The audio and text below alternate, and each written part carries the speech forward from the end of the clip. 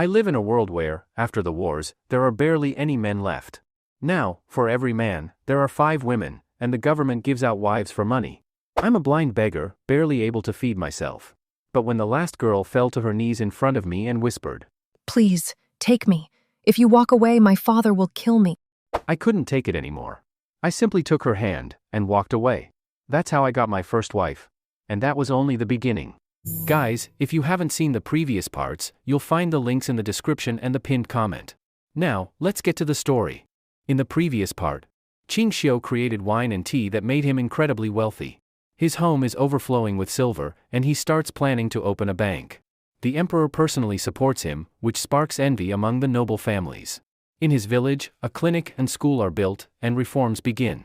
But everything collapses. His pregnant wife's trade caravan is attacked, and she is kidnapped. Qing Xiu surrenders himself to the enemy to save her.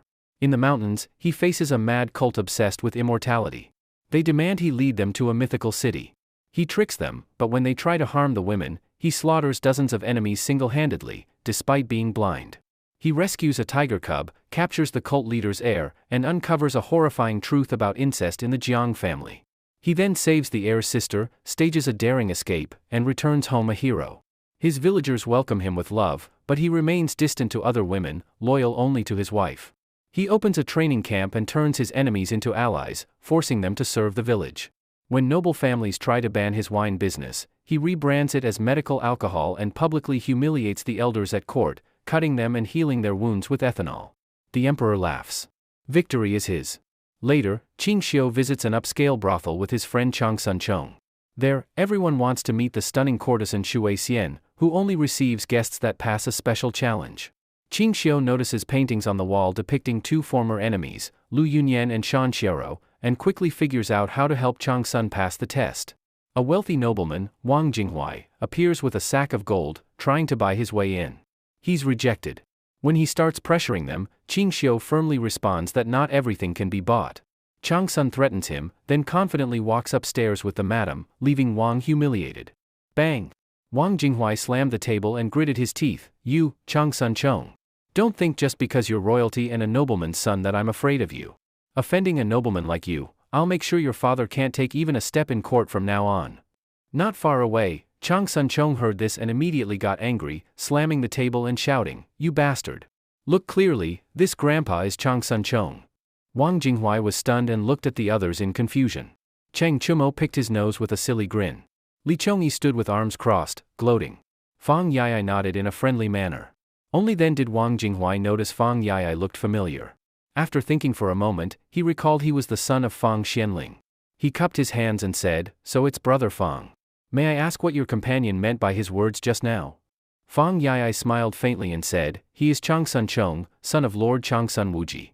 Brother Wang misunderstood just now." Wang Jinghuai's heart skipped a beat. He quickly cupped his hands, "So it is young Master Chang Sun. I spoke rudely just now, please don't take it to heart. But, why did the other young master just now claim to be Chang Sun Chong?" Chang Sun Chong's face turned grim. "Wang bastard, you're just a lowly commoner from a clan. Such a big mouth, what did you just say? Even if I'm royalty, you're not afraid of me, right? Now let me tell you, my aunt is the empress, my uncle is the current emperor. If you've got guts, say what you just said again." Sweat began to form on Wang Jinghuai's forehead. He had only dared to speak like that earlier because he thought Chang Sun Chong had walked away.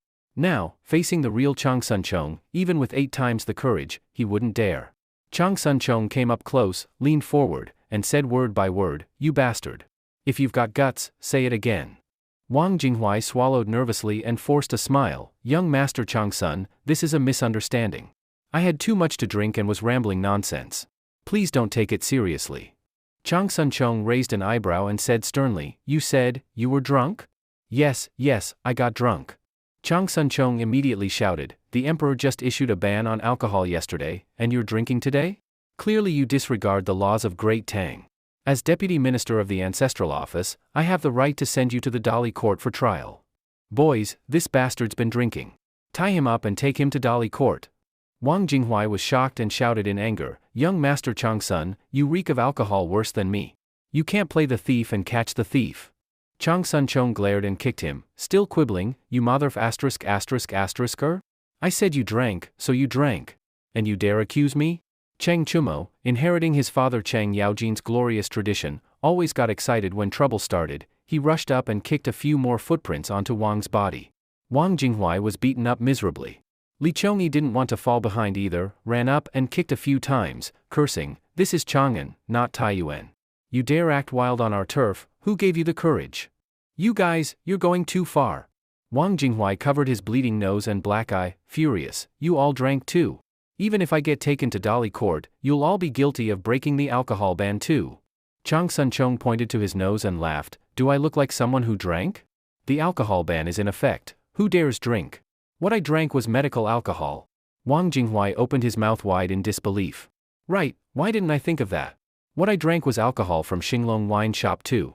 But now it was too late to say anything. Excuses. That's just an excuse. Medical alcohol is for treating injuries, not drinking." Cheng Chumo grabbed his collar and sneered, "What? I got stabbed in the gut, and I can't pour some alcohol in to disinfect it. Stop hitting me." Wang Jinghuai was nearly crying, desperately begging, "Young masters, please spare me. Today's expenses are on me, take it as an apology." Chang Sunchong raised his hand to stop the gang's rough treatment. He smiled with satisfaction and nodded, "You've got some sense. Then we won't send you to Dali court. Guys, Brother Wang's a good guy. What he drank was alcohol too. Since he's treating us, we shouldn't waste his generosity. Chuan Yang, hurry up and bring 40 fine girls here. Brother Wang, come, let a girl wipe your nosebleed. What a scene you caused. Next time, be careful and don't act recklessly." Wang Jinghuai was furious, but at this moment, he didn't dare say a harsh word. These sons of noble families were not to be messed with. Just a few days ago, his grandfather offended one such blind young master in court and ended up getting slashed, still bedridden. Wait, blind? Wang Jinghuai was shocked and suddenly looked up to the second floor. That guy just now, wasn't he blind? Could it be the same person? Xiaonyang brought Qingxiu to a room at the end of the corridor, knocked, and called out, "Miss Xuexian, young master Changsun is here." A calm voice came from inside, "Please come in." The voice was crisp and pleasant, stirring the heart. It sounded young, at most in her teens or 20s. Xiaonyang said softly, "Please go in, young master. I'll take my leave now." Qingxiu nodded. After Xiaonyang left, he opened the door and entered, tapping his blind cane as he walked. The boudoir was just a room, but unlike regular ones, it was more like a suite by modern standards, an outer room and an inner room. The decor was ancient and elegant. Fruits, pastries, and tea were set on the round table in the sitting area. Behind a beaded curtain stood a veiled woman in white. Her eyes and brows exuded charm, giving off the aura of a seductive young wife. But inside, there was another woman. Qingxiu, using his God's eye view, observed her. She was also veiled, and her youthful aura suggested she was just a girl. She wore a red dress and sat on the embroidery bed holding a pipa. In terms of presence, Qingxiu thought the woman at the doorway was far superior to the girl inside. He smirked slightly. A guess popped into his mind. Could these two, like Lu Yunyan and Shan Xiaoro, be master and disciple? The veiled woman at the door looked surprised upon seeing Qingxiu and studied him carefully. Though separated by a curtain, it was almost transparent. One could see clearly through it, making it pointless. The girl inside stood up gracefully and bowed. "Xuexian greets young master Changsun." "Hello, Miss Xuexian," Qingxiu replied with a smile. Xuexian asked with slight surprise, "Young master Changsun is blind?" Qingxiu nodded, "Yes, I have an eye condition, I cannot see."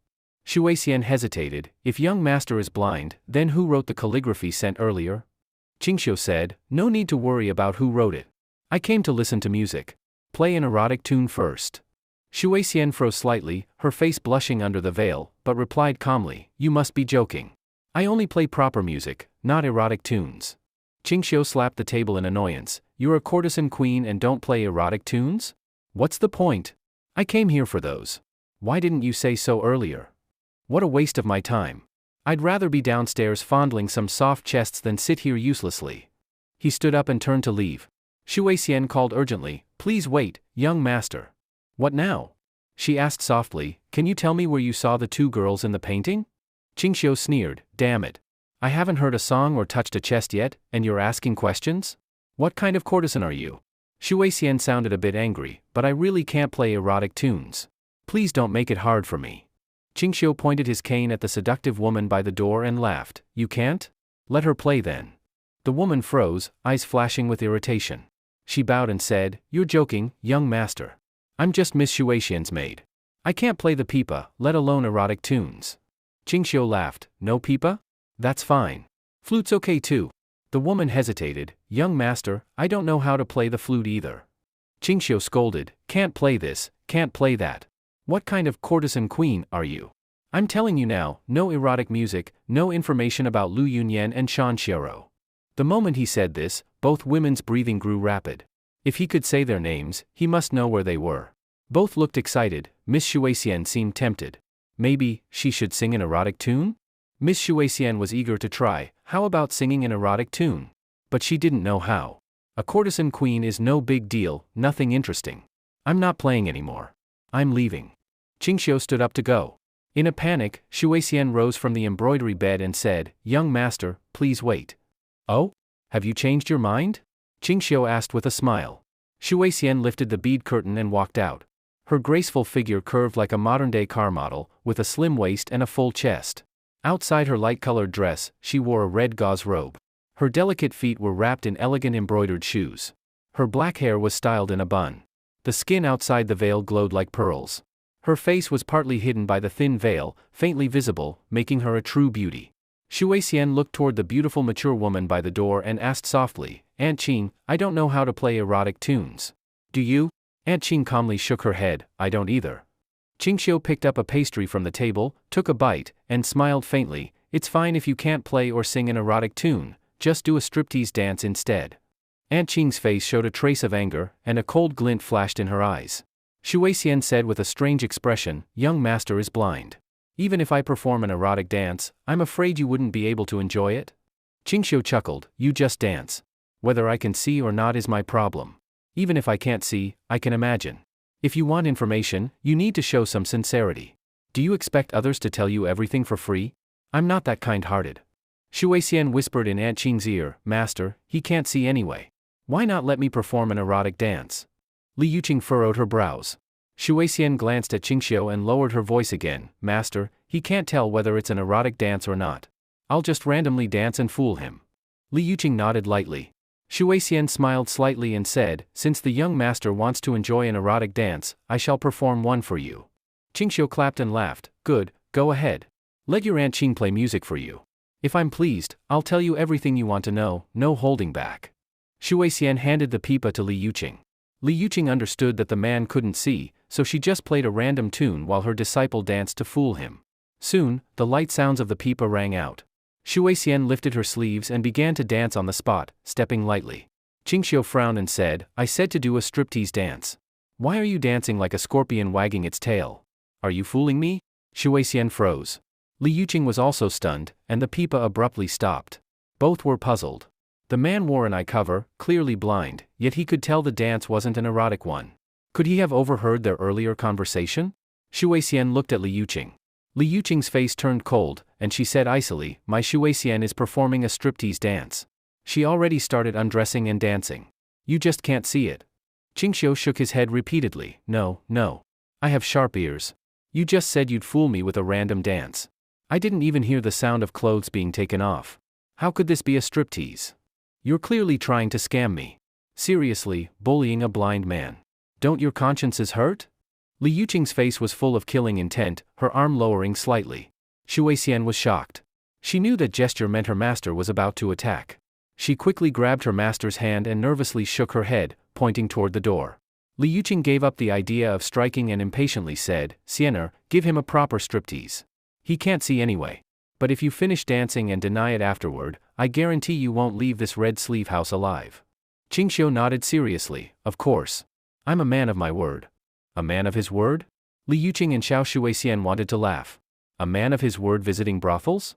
A man of his word forcing others to perform erotic dances? Li Yuqing took a deep breath and said to Xiao Shuixian, Sienna, dance the way he asked. He's blind anyway. Let him think whatever he wants. She then squinted at Shuixian, her gaze full of killing intent. Shuixian nodded slightly. As the pipa music began again, she twisted her alluring figure and took off the red gauze robe covering her dress. She swayed her waist and approached, gently placing the gauze robe on Qingxiu's shoulder. She then raised her hands and performed a Persian-style dance. Her movements were still a bit raw, but they carried a certain charm. It was both seductive and somewhat indescribably flirtatious. Seemingly more into the dance, she lightly untied her sash and slowly removed her outer garment, revealing a pink embroidered lotus bust wrap. As the fragrance of her body spread around, she laid her robe on Qingxiu's lap. Her cheeks were flushed, and her trembling eyes occasionally glanced at Qingxiu. She silently chanted in her mind, "He can't see. He's blind. He can't see." Li Yuqing's face was dark as she watched her disciple perform the striptease. Her breath quickened, and she even plucked a few wrong notes on the pipa. But after glancing at Qingxiu, she resumed as usual, though her gaze was like staring at a dead man. In her eyes, the blind man across her was already a corpse. Qingxiu felt the red gauze in his hand. It had the texture of silk stockings, stirring his heart. Qingxiu's thoughts were clear. I must invent stockings someday, to add some fun for the beauties here. His full attention was on the dancing girl. What a figure. Her round, fragrant shoulders glistened like jade, her skin was smooth and pale. Her beautiful back, aside from one tie at the waist, was nearly fully visible. Her slim waist was soft like a water snake. Unfortunately, she was still wearing sheer pants. About the time it takes to drink a cup of tea later, the pipa music ended. Xiao Shuixian was slightly out of breath. She quickly picked up her robe and gauze and covered herself. "Young master, are you satisfied?" Qingxiu nodded with a smile. "Satisfied, very satisfied.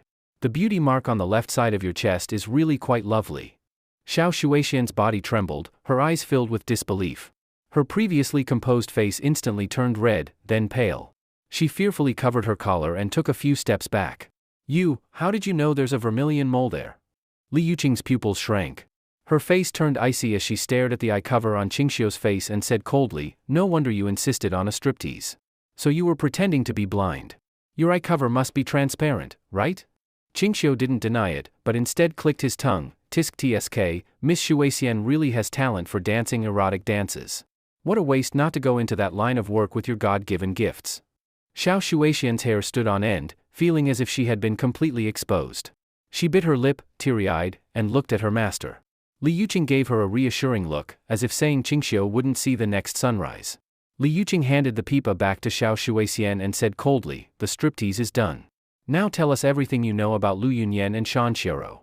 Qingxiu replied in surprise, "Aunt Qing, when did I say I'd tell you everything? What I said earlier was, one erotic dance, one question. I never promised to tell it all." Li Yuqing and Xiao Shuixian froze, both showing anger. "Go ahead, ask your question." Qingxiu's hand rested on the hilt of his blade. If they made any move to harm him, he would not hesitate to draw and strike. The situation Qingxiu feared did not happen. This master and disciple were more patient than he had imagined. No wonder. This was a brothel, the place with the densest crowd. Plus, there were still the blind man's companions outside. Even if they wanted to act, they would have concerns. And now night was approaching. Chang'an would soon be under curfew. Killing someone and escaping the city by night was nearly impossible. Li Yuqing took a deep breath, squinted her eyes, and said, "Fine, as you said. First question, when and where did you last see Lu Yunyan and Shan Xiero?" Qingxiu curled his lips. "That's two questions, time and place are two questions. You're trying to treat two as one and bully an honest blind man like me." Li Yuqing gritted her teeth. "Fine, then change the question, when was the last time you saw them?" "Yesterday afternoon." Qingxiu blurted out. This stunned Li Yuqing and Xiao Shuixian. Both of them showed undisguised excitement in their eyes. If he saw them yesterday afternoon, it meant they were still alive then. So the chances of survival were very high. Li Yuqing continued, "Let Xiener perform another erotic dance in exchange for the next question." Qingxiu shook his head. "No, her dance is still too reserved. Next, you have to perform a strip dance for me." Li Yuqing's face turned red and she angrily said, "Don't push your luck."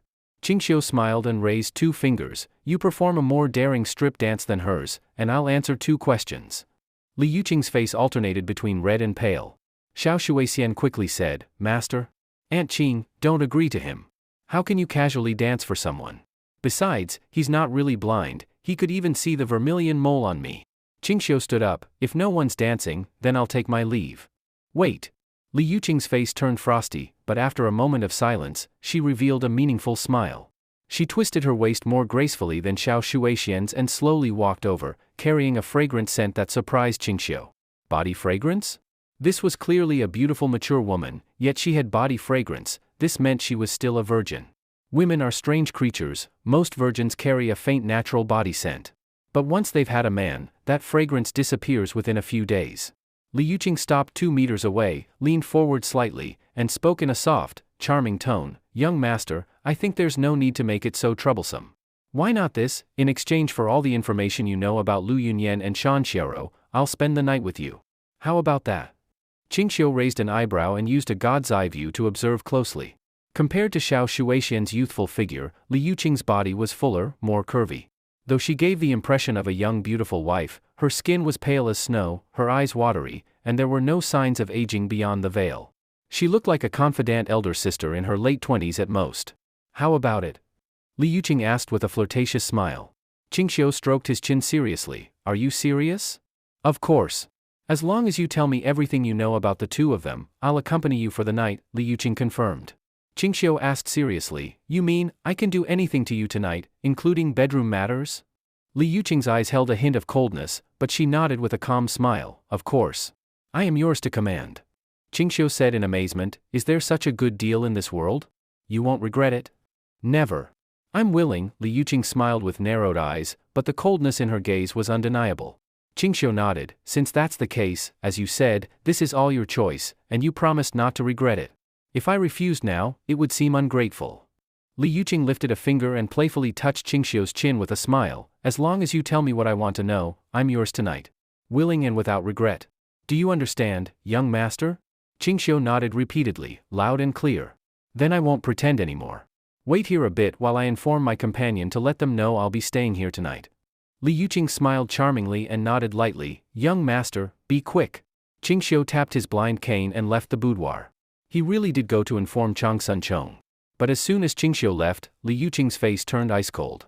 Xiao Shuixian asked quietly, "Master, do you plan to kill this young master Chang Sun?" Li Yuqing said coldly, "You are the next saintess of the Wuzhu sect. Anyone who sees your body must die. The Wuzhu sect saintess must not be defiled. This is a law passed down for 1,000 years. This guy is clearly not blind but pretended to be.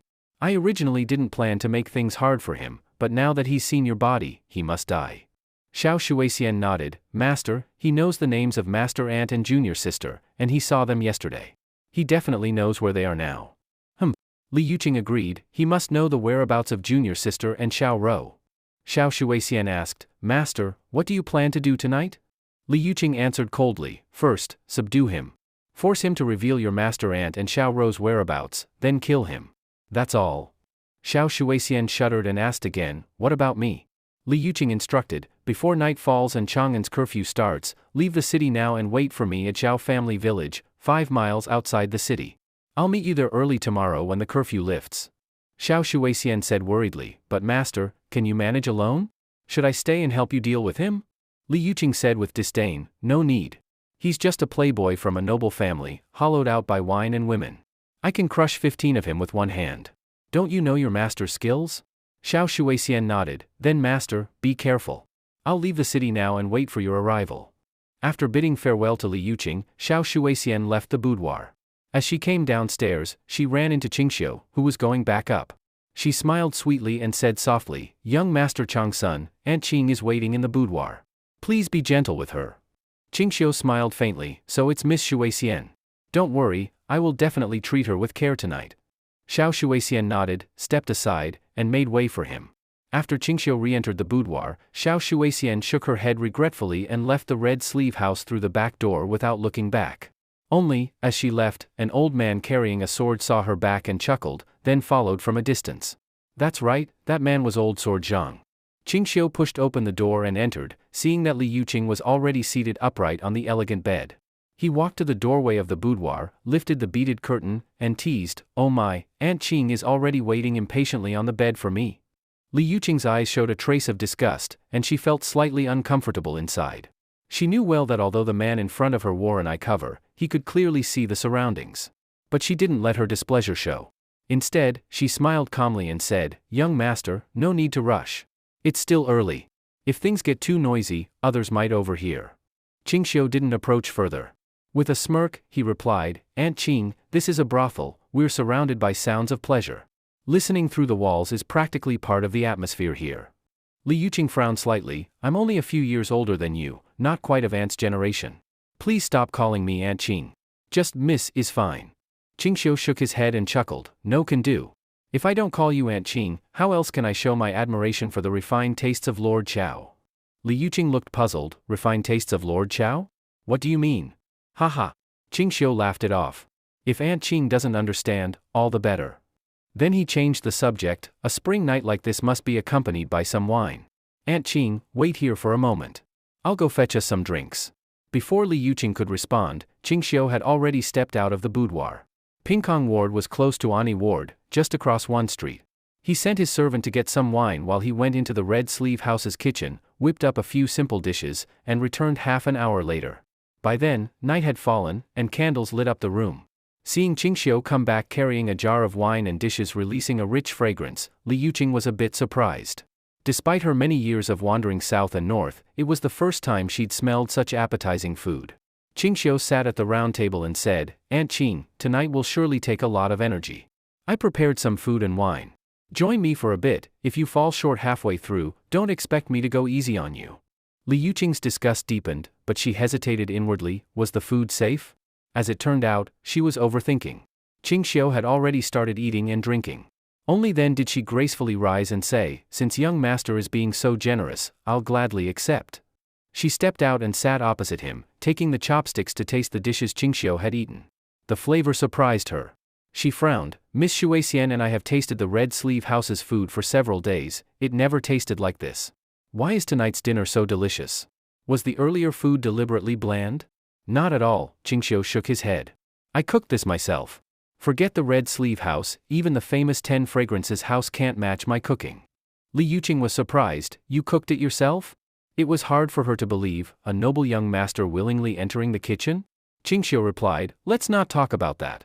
Let's discuss Lu Yunyan. What is your relationship with her? Of course, Li Yuqing couldn't tell the truth. She casually replied, she's a close friend of mine. She came to Chang'an for sightseeing a while back and said she'd return in a month, but it's been almost 2 and she hasn't gone home. I got worried and started searching. Days have passed, and there's still no word. She looked at Qingxiu and asked, since you know Lu Yunyan and Shan Xiaoro, why not tell me where they are now? Qingxiu sneered, we haven't even shared a bed yet, and Aunt Qing is already in a hurry? No rush. I'll tell you after we've consummated our meeting. Li Yuqing nodded as if understanding, but lowered her head slightly with a faint, cold smile. Still thinking about sharing a bed, even now? When she looked up again, her expression was full of flirtatious charm. She gently removed her veil, revealing an astonishingly beautiful face. Young Master Changsun, since you can see, why do you still wear an eye cover? I've removed my veil, why not take off your eye cover and see my face properly? Qingxiu didn't hesitate. He removed the eye cover and tucked it into his robe, narrowing his eyes toward her. Candlelight at night wasn't as bright as daylight. From a distance, one couldn't tell that Qingxiu's eyes lacked focus, let alone at night. He squinted, able to see the reflected light from the flames. Li Yuqing took one look and suddenly realized, so you aren't blind after all. Her tone turned more seductive as she leaned forward, whispering sweetly, do you think I'm beautiful? Qingxiu nodded repeatedly, yes, beautiful indeed.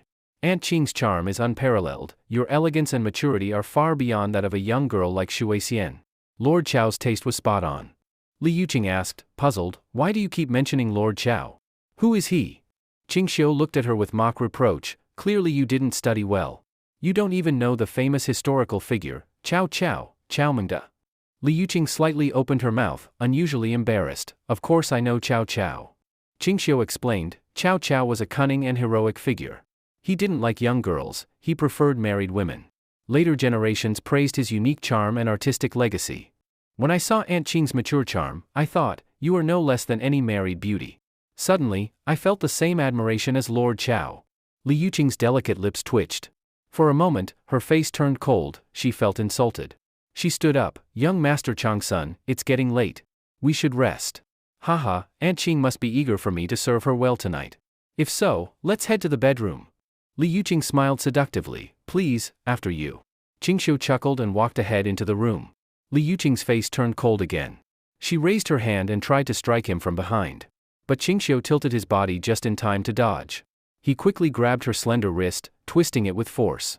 Li Yuqing cried out in shock, her body spinning involuntarily so that her back faced him. Qingxiu let go of his blind cane with his left hand and delivered a sharp tap. Li Yuqing felt her vision go black and collapsed softly into his arms. Qingxiu gently touched her smooth cheek with the back of his hand and clicked his tongue, tisk, truly a stunning beauty. No wonder she was chosen to be a saintess. A bit older, yes, but well preserved, and still a virgin. She looks like a young girl. He carried her to the bed inside the room. Li Yuqing struggled desperately, her face flushed red, eyes filled with shame, fear, and despair. She could only watch as a light pink embroidered undergarment was tossed aside. A cold breeze brushed her skin, prompting her to glance down at her own body, eyes brimming with tears and silent pleading. Qingxiu, being a young and passionate man, was clearly affected by the scene in front of him. Li Yuqing exuded a natural charm and maturity that was both alluring and overwhelming, especially to someone who idolized romantic literature. Still, the look in her eyes, the sorrow and helplessness, made Qingxiu hesitate. He clenched his jaw and pulled a blindfold from his robes, gently placing it over her eyes to avoid being swayed by her pitiful expression. Only then did he feel composed. A moment later, clothes were scattered across the floor. Don't be nervous. Things become easier with familiarity. You once said you were willing and wouldn't regret it. With those words, Qingxiu discarded any remaining doubts. In truth, Li Yuqing's beauty surpassed even that of Xiao Shuixian. Her eyebrows were delicate, her eyes sparkled like stars, and her skin was as fair as snow. Beneath her slender neck were elegant collarbones, and her legs were graceful and straight, ending in dainty feet. In the red sleeve pavilion, even such scenes would hardly draw attention. Half an hour passed. Qingxiu got up, content, and tidied his clothes before covering Li Yuqing with a patterned quilt. He discarded the tear-soaked blindfold aside without much thought. Li Yuqing lay quietly, eyes closed, lips slightly parted and trembling. Her earlier resistance was evident in the tear marks on her cheeks. Though she had tried to stay composed, she couldn't help but mutter curses under her breath, quiet enough not to alert others in the building. When she opened her eyes and saw Qingxiu smiling at her, anger filled her gaze once more, and tears welled up again. Through clenched teeth, she said, "Even if I become a ghost, I'll never forgive you." Qingxiu sighed dramatically.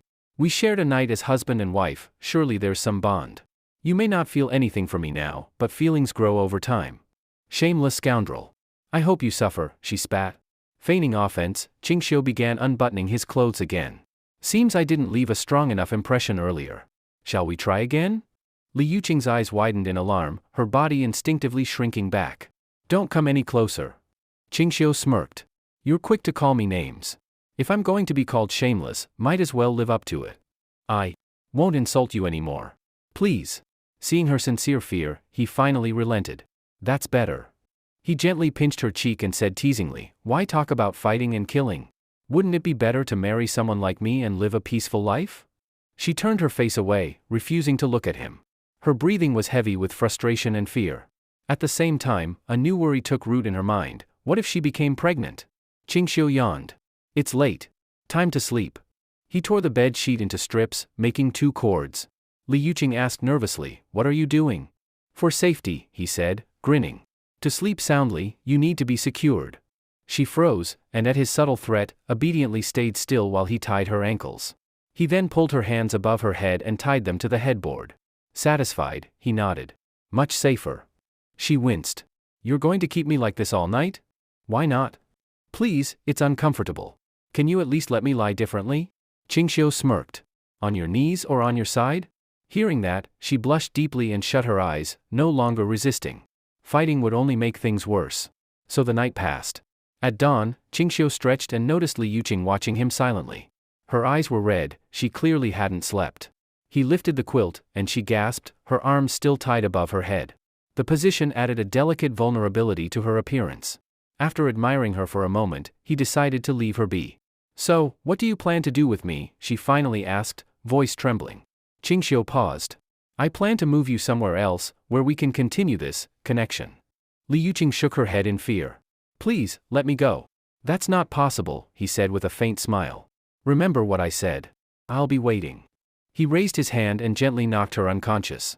After untying the ropes and covering her with the quilt, he quietly left the room. Downstairs, the madam of the brothel was already bustling about. Seeing Qingxiu, she rushed over and greeted him with a smile. "Sir, did you rest well last night?" Qingxiu tossed her a gold ingot. "Very well. Make sure no one disturbs the girl upstairs. She worked hard last night and deserves rest." Of course, of course." She happily escorted him out of the red sleeve pavilion. Outside, a carriage awaited. When Qingxiu emerged, a group of his guards, led by Xuanzi and old Zhang, surrounded him. Old Zhang grinned. "Lord, everything you asked is done. That girl put up quite a fight, but we managed to subdue her." "Where is she?" At a farmhouse outside the city, in Zhao village. We've left guards there. Good. Let's go, Qingxiu said. Also, send word to Ergu to take over the watch. The rest of you can rest. The carriage rolled smoothly toward Qingxiu's estate, where he switched out his guards, then headed toward Zhao village. Back at the Red Sleeve Pavilion, Li Yuqing slowly awoke. She raised the quilt, stared at her hands, then her feet. The ropes were gone. She curled up tightly, tears of humiliation streaking her face. That monster? I will kill him myself one day. Muttering through clenched teeth, she dressed quickly and rushed out without eating, heading straight for the city gate, as if forgetting Qingxiu's chilling parting words. Zhao family village, a farmhouse. On the bed were spread brand new bedding, which was presumably set up here by Ling Yuqing and Xiao Shuixian as a temporary base. Xiao Shuixian, bound tightly by 5-layered binding, her face full of fear of the unknown. She returned here yesterday evening. Just as she opened the door, an old man holding a knife suddenly appeared. His fighting ability was in no way inferior to her master's.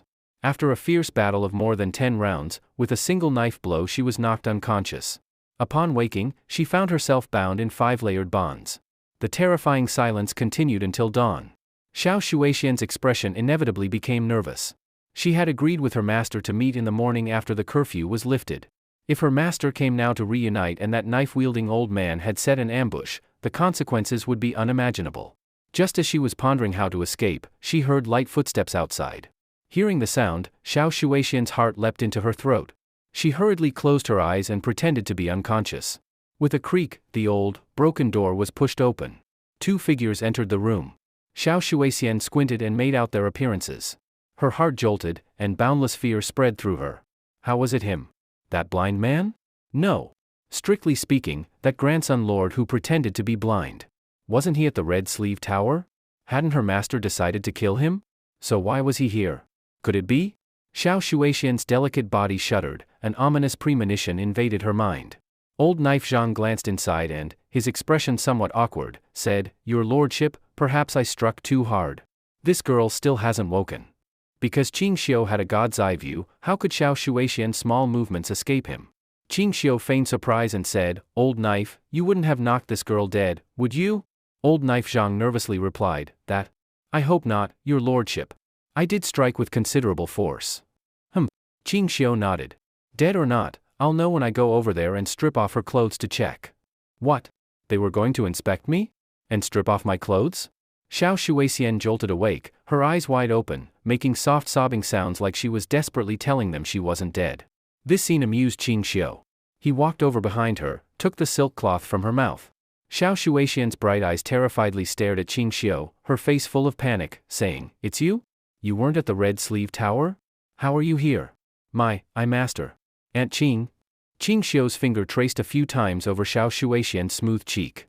With a faint smile he said, "Your Aunt Qing has been taken care of nicely by me. Next, it's your turn." Xiao Shuixian's eyes widened. Tears filled them as she sobbed, "What did you do to Aunt Qing? Did you kill her?" Qingxiu nodded once, then shook his head, "I didn't kill her. But whether she might kill herself, I don't know." Xiao Shuixian's voice trembled, What do you mean by that?" Qingxiu grinned, "I slept with her." Xiao Shuixian's head went dark, shaking in disbelief. How could this happen? How could this happen? Tears streamed down her face. Sobbing, she said, "How could you treat her like this? You actually took away my master's chastity. This is even more painful than killing her." Sob, how heartbroken must master be now? In ancient times, women valued chastity more than life itself, except for courtesans. And for women of sex like Xiao Shuixian and Ling Yuqing, there were strict rules. Any saintess traveling outside must wear a veil. If a man saw her face, he must be killed. This routine appeared repeatedly in novels. Qingxiu sneered, "At a time like this, you still care about others? First take care of yourself." Xiao Shuixian trembled, tearful and horrified. "Are you going to sleep with me too? What do you think?" Qingxiu tilted his head with a full-face smile and asked mockingly. "You, don't come near me. I beg you, don't sleep with me. Even if you kill me, don't sleep with me." Her tone full of pleading. "He, won't they say you? Later I'll sleep with your master instead." Having said that, Qingxiu ordered old Knife Zhang, "Take her away. Have Jiang Yener watch her around the clock. Remember, don't let Lu Yunyan or Shan Xiaoro discover her existence. Wait until I return and then deal with her." "Wait!" Xiao Shuixian cried out, "What did you just mean by that?" You said you'll sleep with my master later? You haven't slept with her yet, right?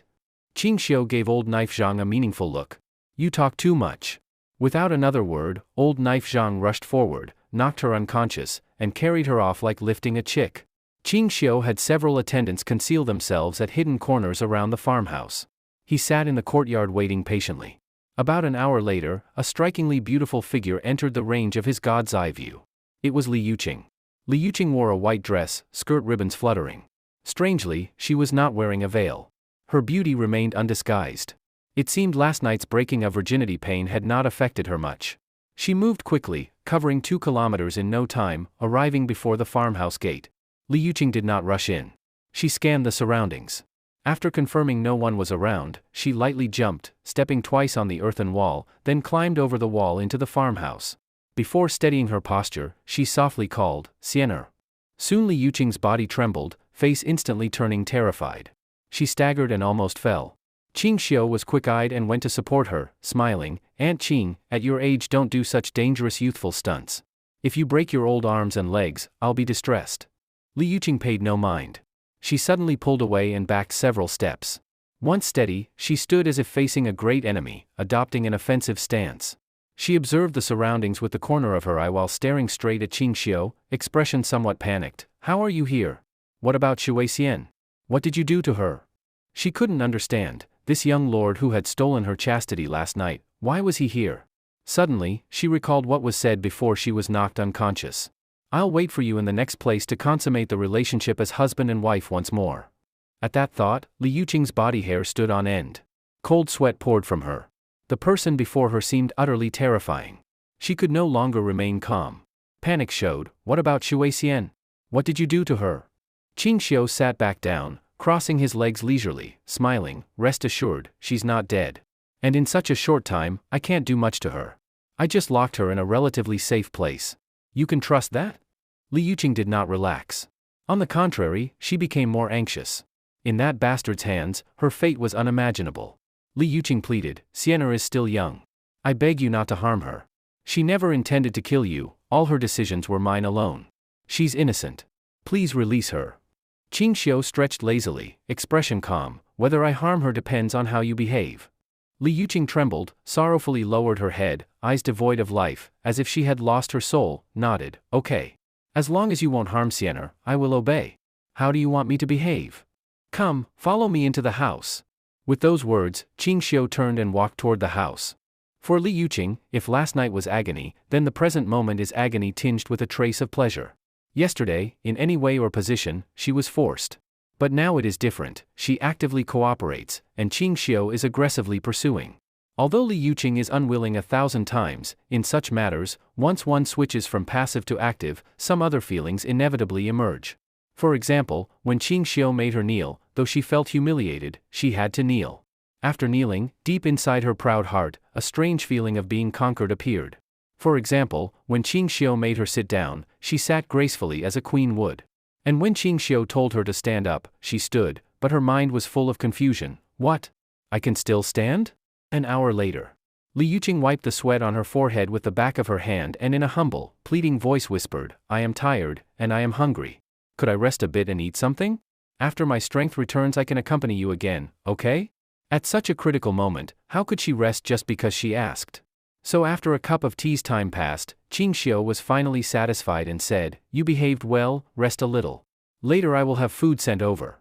Seeing Qing Xiu about to leave, Li Yuqing grabbed his clothes anxiously and asked, "Where are you going? When will you release Sienna?" Qing Xiu asked in confusion, "When did I say I'd release her? I only said that if you behaved well, I might not harm her, but I never said I would release her." "You, scoundrel!" Li Yuqing's body trembled in anger, trembling with cold rage. Qing Xiu picked up the thin gauze that had slipped from her and gently covered her, smiling lightly. "You're supposed to be the saintess of the Wuzhu sect. Travel outside without even thinking. Luckily you met me. If you'd met a bad person, they might have sold you and you'd even helped them count the money." Humiliation, for Li Yuqing, this is absolute humiliation. Her face turned bright red, body trembling with anger, tears filling her eyes as she glared at Qing Xiu, slightly hysterical. "So you're not a bad person?" As soon as the words fell, Li Yuqing could no longer control her tears, they fell with a plop onto the bed. "Really? Qing Xiu nodded. I may indeed be a bad person, but not thoroughly bad, that's a fact. If you want Xiao Shuixian to be safe, then obediently stay here. Rest well today to rebuild your strength. I will come again tomorrow. Having said that, Qing Xiu left without looking back. Li Yuqing's body trembled and she shouted sharply, Do you take me for a brothel woman? You come and go as you please? This man truly has no feeling. At the door, Qing Xiu turned back and smiled. I didn't give you money, how could I treat you like a brothel woman? Li Yuqing tried to speak but stopped, biting her lip hard until it bled. What he said sounded very logical. He didn't give money, so he didn't treat her as a brothel woman. After he left, Li Yuqing lay naked on the bed, staring blankly at the dilapidated rafters. She pulled the thin gauze robe over her body. Long afterward, she got dressed thoroughly, went to the well in the courtyard, her hands and feet numb as she drew a bucket of water and brought it into the room. She locked the door and began carefully washing her defiled body. She washed 3 times before finally stopping. There was a knock on the door. Li Yuqing, in a daze, walked over to open it. She saw a burly man place a food box on the ground, then turn and leave. Li Yuqing's eyes brightened. She jumped atop the wall intending to follow, but a hoary voice called from behind, Don't bother yourself. With old me here, you can't go anywhere. Li Yuqing's heart jolted. She turned sharply and saw a hulking old man sitting on the roof. Judging by his strong build, his martial skill must be not bad. Li Yuqing dared not be careless. She sulkily returned to the courtyard, carrying the food box back into the room. At the same time, in Jiang Yener's room, Xiao Shuixian was bound and thrown onto the bed. Looking at the stunningly beautiful woman before her, she pleaded, Miss, being bound like this is really uncomfortable. Could you loosen the bonds so I can move a bit? Jiang Yener sat on a small stool, resting her chin on her hands, looking at her somewhat cutely. She shook her head like a rattle drum. No, Old Knife instructed me to guard you day and night. He didn't say to loosen you. Old Knife personally brought you here. Your martial skill must be strong. I dare not loosen you. Xiao Shuixian said helplessly, Can you tie me in another way? We are both women.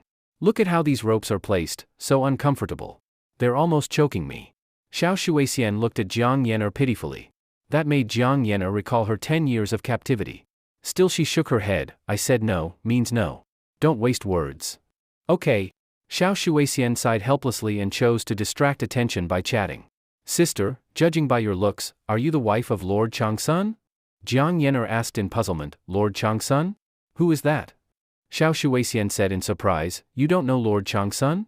Wasn't he the one who sent me here? Jiang Yener's face showed full question marks. Xiao Shuixian explained, He's the one who covers his eyes with black satin, likes to pretend blind and wander brothels. Jiang Yener suddenly understood, Oh, you meant Master Qing.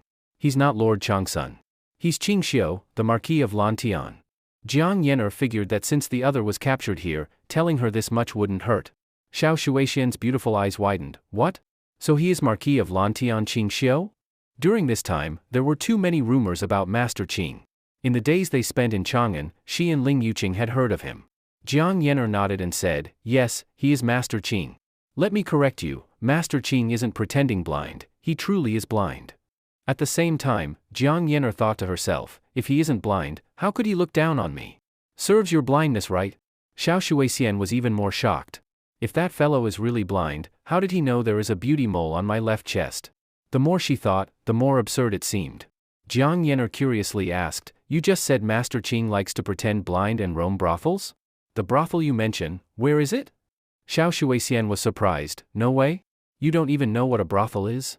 Jiang Yener looked confused. Indeed I don't know. What is a brothel? Is it fun? Xiao Shuixian looked at her like seeing a ghost. Jiang Yener said helplessly, Honestly, my father imprisoned me for over 10 years. I am not familiar with many things outside. Gee, your father was too cruel, huh? Xiao Shuixian sympathized. Jiang Yener smiled lightly, It's all past now. Luckily I met Master Qing. Otherwise I wouldn't have regained freedom. Tell me about brothels, are they fun places? Xiao Shuixian nodded bitterly, Yes, they are indeed entertaining places, but only for men. A brothel gathers many young courtesan women. Men can spend money inside for women to sleep with, so only men go to brothels. What? There's such a place? Jiang Yener stood up, shocked, and asked in confusion, Those courtesan women sleep with men, what happens if they have children? Do they raise them themselves? Xiao Shuixian couldn't stop laughing, then controlled herself and said, Brothels have a special method called seclusion. Women secluded lose childbearing ability. So even if they sleep with men, they don't become pregnant. Seclusion? Jiang Yen'er murmured and sat back on the stool, entering deep thought. After a while, she suddenly brightened and asked, "Where is the brothel? I want to go." Xiao Shuixian, puzzled, "Is it just a brothel? So exciting?" As if Jiang Yen'er were a man. When Qing Xiu returned, at the first opportunity he went to Jiang Huai's siblings' yard. Jiang Huai's current daily work was preparing medicinal baths in the afternoon. The mornings were rather free. His greatest pleasure was wandering around the manor, tasting various delicacies, and chatting leisurely with the villagers. The people of Sanha village all thought this cheerful young man was a high-level craftsman hired by Qing Xiu at great expense, and they respected him especially. When Qing Xiu entered, he saw Jiang Huai lying in a rattan chair, cold noodles in his left hand and rujiamo in his right, living a very comfortable life. Seeing Jiang Huai stuffing himself like that, Qing Xiu looked disgusted and said, "You gluttonous ghost. Only a few days here? You've already gained a lot of weight?" Jiang Huai put the cold noodles and rujiamo on a small table, stood up, and smiled. "If your mind is at ease, of course your body gains weight. Besides, you can't eat cold noodles and rujiamo like this outside. Yesterday afternoon I went to Chang'an to taste folk food, truly swine's food." After speaking, he shouted into the house, "Sister, Qing Xiu is here." Jiang Yen'er inside had already heard the commotion outside. She looked slightly happy. After regaining composure she came out and greeted with a sweet smile, "Qing Xiu." Qing Xiu smiled and asked, "How is it? Are you siblings accustomed to living here?" "Yes, we are accustomed." Jiang Yen'er nodded. "Haha." Jiang Huai laughed, "This life is fulfilling and comfortable. Even mountains of gold or silver wouldn't trade for it." "In that case, fine." Qing Xiu casually replied, then asked, "What about her?" Jiang Yen'er pointed toward her room. Qing Xiu walked straight into the room. His divine sense locked onto Xiao Shuixian on the bed. Originally relaxed from chatting with Jiang Yen'er, upon seeing Qing Xiu, Xiao Shuixian became anxious again. Xiao Shuixian's expression showed some panic as she asked, "Where is my master? What did you do to her?" Qing Xiu said coldly, "I slaughtered her." "Oh? What, you killed my master?" Tears welled in Xiao Shuixian's eyes. She cried mournfully, face full of grief, sobbing miserably. "Hee." Qing Xiu laughed, "Just kidding. I locked your master in another place, for now, she is safe." Xiao Shuixian suddenly stopped crying. Her misty, tear-filled big eyes blinked as she looked at Qing Xiu aggrievedly, asking softly, "What does 'for now safe' mean? What do you intend to do with my master?" Qing Xiu said, "She is safe for now, but that doesn't mean she is safe forever. Her level of safety depends on how obedient you are." What do you mean?" Xiao Shuixian asked anxiously. "What meaning?" "The literal meaning. Don't pretend to understand when you don't. Otherwise all unpleasantness I feel from you will be vented on your master 10 or 100-fold. Xiao Shuixian's slender body trembled. She quickly shook her head and said, "Don't hurt my master. As long as you don't harm her, I will obey everything you say." Qing Xiu took a small bottle of blood supplement pill from his body. He took one out, pinched Xiao Shuixian's jaw, and dropped it directly into her throat. Xiao Shuixian cried in terror, "What are you giving me to eat?" "Poison." Xiao Shuixian's face instantly turned pale. She trembled all over in fright. Qing Xiu disdainfully said, "Your master's courage is much greater than yours." I am going to die, sobi. I took poison, I am going to die." The little girl was even more timid than Qing Xiu imagined. Upon learning she had eaten poison, she collapsed sobbing. Qing Xiu popped his ears in irritation and frowned, "Shut up. Cry again and I'll give your master 10 or 8 of the same poison." Xiao Shuixian immediately shut her mouth. The rain-filled look in her eyes made her somehow indescribably cute. Qing Xiu said, "This poison is a 7-day fatal pill. On the 7th day after ingestion, your body will fester, and thousands of tiny worms will burst from your bones and eat you alive." The little girl turned deathly pale, almost crying again. Qing Xiu continued, "However, each pill gives you 7 more days' life. Every 6 days you and Jiang Yen'er will receive pills to extend life." Upon hearing this, Xiao Shuixian's miserable face gradually recovered. Qing Xiu pulled out his staff knife and cut the ropes binding her hands and feet. Xiao Shuixian wiped her tears with her sleeve and timidly asked, "What do you intend to do with me?" Not knowing was even more terrifying than poison for her. "Follow me." Having said that, Qing Xiu turned and left the room. Xiao Shuixian followed behind with a trembling heart.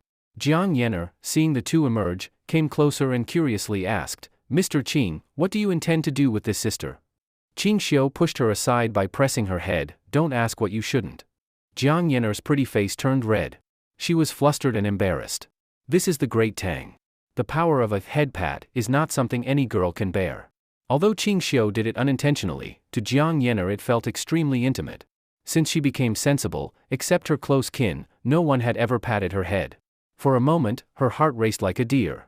By the time she recovered, Qing Xiu had already left with Xiao Shuixian. Ahem. Jiang Hui coughed lightly, somewhat helpless. Sister, don't act like that. Qing Xiu is a man you can't get. His action just now was unintentional. Don't mistakenly think he likes you. Jiang Yener looked as if cold water had been thrown on her, angrily glaring at Jiang Hui. You say I can't get him? I will get him. Jiang Hui shook his head with a bitter smile. Sister, the fact that our family might give birth to a monster is a heavy burden on his heart. As long as your blood carries the Jiang family, you and him are impossible. Jiang Yener's heart stirred. She softly snorted. Who says being with him means giving him children? After saying that, Jiang Yener ran past Jiang Hui and dashed out. Jiang Hui shook his head and sighed, his eyes full of helplessness. After living on the estate for a few days, even Jiang Hui was almost brainwashed by the praise of Master Qing. Let alone Jiang Yener, who was naive and had been imprisoned for 10 years. Almost every day she heard how impressively great Master Qing was. Qing Xiu brought Xiao Shuixian to a small courtyard, not large, with 3 brick-tile houses. The layout was similar to Jiang Hui's siblings' place. The residences for Lu Yunin and Shan Xiaoro were arranged the same way. Only location differed. 3 courtyards were separate. Anyway, such courtyards were plentiful in Sanha village. Even adding a prisoner could be accommodated. At the entrance, Xiao Shuixian dared not enter in trembling terror. Qing Xiu frowned. What's wrong? Come in. Xiao Shuixian took 2 small steps back with fear, trembling voice. You want to sleep with me? What? Not okay? Indeed, he really wanted to sleep with her. Xiao Shuixian's body softened, she could not muster any strength. Holding onto the door frame laboriously, tears dripping. Qing Xiu said with a fierce face, if you don't come in, I'll bully your Aunt Qing. Don't. I'll come in. She bit her lip, as if making a decision of utmost gravity, then resolutely followed him into the courtyard. After entering the courtyard, Qing Xiu instructed, you will temporarily live here. In a few days I will assign you work. As long as you don't leave the village, you will be relatively free. What? You are not going to sleep with me? Xiao Shuixian asked blankly, looking somewhat cute. Qing Xiu disdainfully curled his lips. What? You hoped I'd sleep with you? You're so thin, like ribs, no meat on your chest, just skin and bones. I have no interest in you. Actually what Qing Xiu said was complete sarcasm. Although Xiao Shuixian is only 18 or 19, her soft chest is truly not much smaller than Aunt Qing's, her figure is model level. So when he says he has no interest, it's because only an hour ago he had tasted Aunt Qing ripe, so he fully prefers lightly mature women. With one word she can pose in ways you like. When trained well, she doesn't even need to speak, just a look, and the other side knows the vibe you want. Truly youthful ignorance, mistaking a young girl for a treasure. Qing Xiu's words seemed to have hurt her self-esteem. Xiao Shuixian's expression showed strong dissatisfaction. She lowered her head and looked at her chest, inwardly grumbling, where is it small? I am plenty grown up, okay? Xiao Shuixian quietly asked, when can I reunite with my master? Qing Xiu smiled indirectly, whenever I become interested, after you satisfy my interest, you will see your master. In urgency she blurted out, then when will you be interested? After speaking, she froze, her face instantly turning bright red. She hurried to explain, that's not what I meant. I had no other meaning. I just want to reunite with my master to confirm she is safe. Really no other meaning. Seeing her about to cry from stupidity, Qing Xiu laughed heartily. Don't worry, I will soon become interested in you. Just wait. With that said, he left. Xiao Shuixian stood dumbly in the courtyard, wishing to slap herself. Yunyang remained in Chang'an at the Qing residence, only Su Xiaochun remained at home as mistress. After being apart for 2 days, when she saw her husband again, Su Xiaochun, surprised, rushed forward. Husband, when did you come back from Chang'an? Just arrived. Qing Xiu rubbed Su Xiaochun's head, sat in a rattan chair, lifted her into his lap. Su Xiaochun's face turned red as she pushed him lightly, looking around and teasing, aren't you ashamed? Adjusting yourself in broad daylight, what if the servants saw? How embarrassing. Can't I hold my own wife? Come on, tell me, will the baby call me father yet? Qing Xiu pressed his face to Su Xiaochun's rounded belly. Su Xiaochun pushed his head away, disdainful, only 3 months along. If they call you father, I'd be surprised. Qing Xiu chuckled, don't just say 3 months. Even at 8 months they still might not call you father. Su Xiaochun rolled her eyes. Suddenly she pointed to the nearly adult-height corn. Husband, this corn is so tall, with so many little ears, is it about to ripen? Qing Xiu nodded. Soon. In about a month it will ripen. Then you will be the first to eat it. They chatted a while longer. When mealtime came, old Li Yuan arrived again. But Li Yuan seemed uninterested. Upon entry he looked serious. Qing young man, I didn't come for a free meal. Qing Xiu was surprised. Old Li, that's unlike you. You say you didn't come to eat, what else would you do at my home? Li Yuan didn't show displeasure. He sat on a stool and said, I just came from the palace. I came to give you a reminder, you have caused trouble. Upon hearing this, Su Xiaochun's heart tightened. She pricked up her ears to listen. Qing Xiu asked in confusion, I caused trouble? What did I do? Li Yuan sighed, it's because you used a blade at court to cut down 3 clan elders of the 5 surnames and 7 grande families, the clan heads of Zhang of Xingyang, Wang of Taiyuan, Lu of Fanyang. Hearing of this, they personally rushed to Chang'an to demand you explain. You were too reckless. Li Yuan's face was full of worry. Qing Xiu frowned. Xingyang is close to Chang'an. Taiyuan and Fanyang are nearly 2,000 li away. If I killed them only 5 days ago, the news shouldn't have reached that fast. Li Yuan nodded, indeed. But because Xingyang is close, the Zheng clan head quickly sent a messenger to notify their officials at home. Only the next morning the message came in. They said the Zheng clan head is coming personally to Chang'an to meet you. When I raised troops back then, those 2 families supported the Li house in seizing the realm. Based on my understanding of them, both the Taiyuan Wangs and Fanyang Lus are very defensive of their own. Once they hear, they won't miss coming to trouble you. I fear at that time they might force me to choose sides. That would be troublesome. That's why I came to warn you. Qing Xiu displayed no panic. Instead his face revealed a hint of excitement. These powerful families who occupy half the realm, if they don't come to Chang'an, who will buy my glass bristle brushes? If they come, that's perfect timing, to make a profit. Qing Xiu asked, so, old Li, how do you plan to handle this? Li Yuan replied with guilt, Qing young man, you must trust that I have no choice. Summer heat is here. I intend to find a place to avoid the heat for a few months. At my age, being so tossed around, I don't know if my body can endure it. Qing Xiu smiled lightly, old Li, are you planning to avoid reality? Li Yuan smiled bitterly, avoiding is necessary. Back then those 3 families helped the Li house most in raising the army.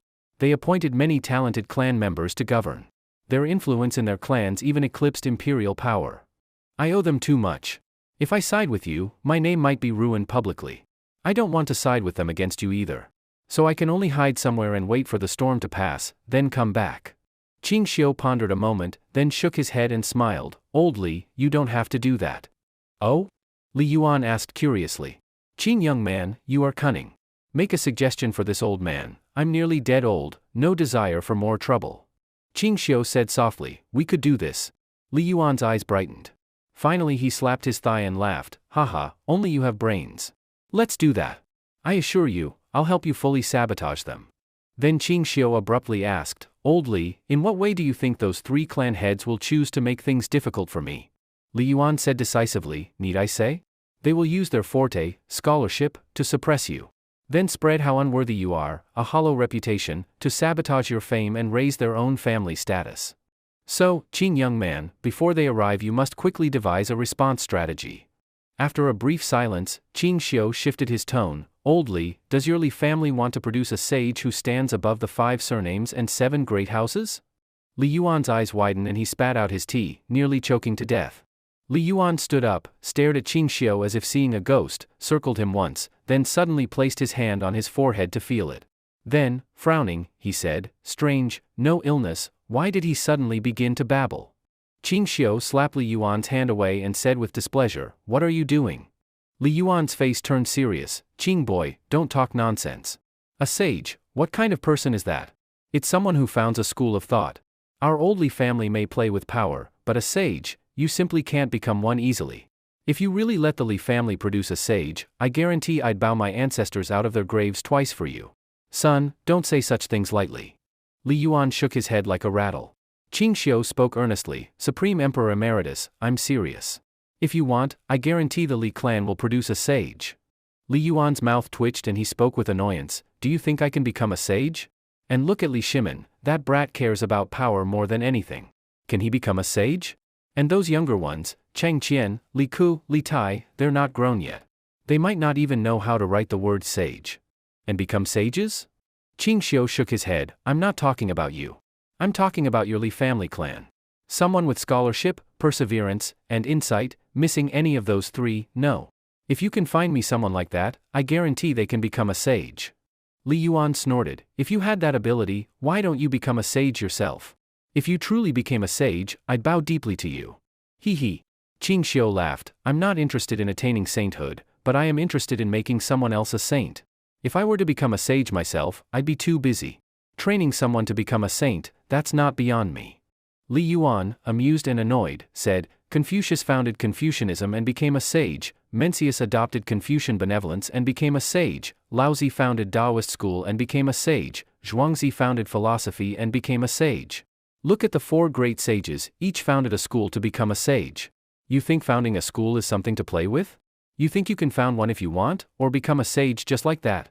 Both Confucianism and Taoism produced many great figures who didn't become sages. Qing boy, what right do you have to speak so arrogantly? Li Yuan shook his head like a rattle, disbelief on his face. Qingxiu also shook his head. If you don't believe, fine. I will let someone else become a sage, then your Li family won't even know where to cry. Li Yuan's heart leapt. He asked seriously, You're serious? Not fudging or exaggerating? Do I look like it? Darn.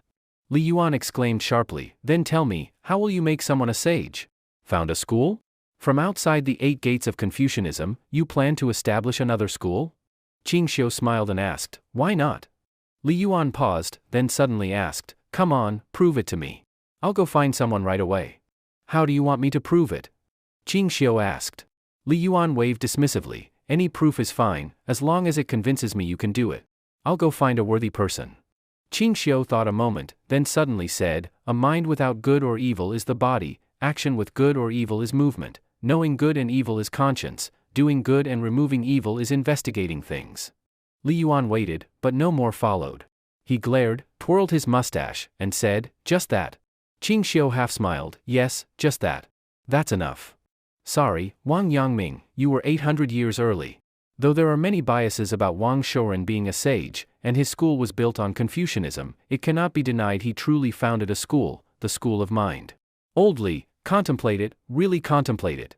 Li Yuan frowned and pondered for a long time, then suddenly nodded, It does sound like something. Those lines contain profound principle when reflected upon. Wait, I'll go to the palace and discuss it with the old man Li Gang. Without having eaten, Li Yuan went straight to the imperial palace. To facilitate educating the princes, Ling Heir, Qinggan, arranged that Li Gang have privileges within the palace for meals and use. At the palace, Li Yuan immediately sought out Li Gang, repeating the 4 lines over and over, fearing he'd forget. Li Gang was eating. Seeing Li Yuan rushing in, he didn't even raise his behind or bow, it just looked displeased and said, You're already Emperor Emeritus. How come you're so hasty? Like a reckless youth. Li Yuan didn't soften. He sat across from Li Gang and cupped his fists, Masterling, I have a few adages I wish to study with you. Oh? Li Gang asked puzzled, What adages? Enough that you personally came here? Li Yuan got straight to it, A mind without good or evil is the body, action with good or evil is movement, knowing good and evil is conscience, doing good and removing evil is investigating things. Masterling, what do you think of these adages? Li Gang stared wide-eyed at Li Yuan. Slowly his mouth gaped, food residue fell out, his chopsticks dropped onto the table. He looked utterly shocked at Li Yuan. Li Yuan waved his hand, Masterling? You all right? I'm speaking to you.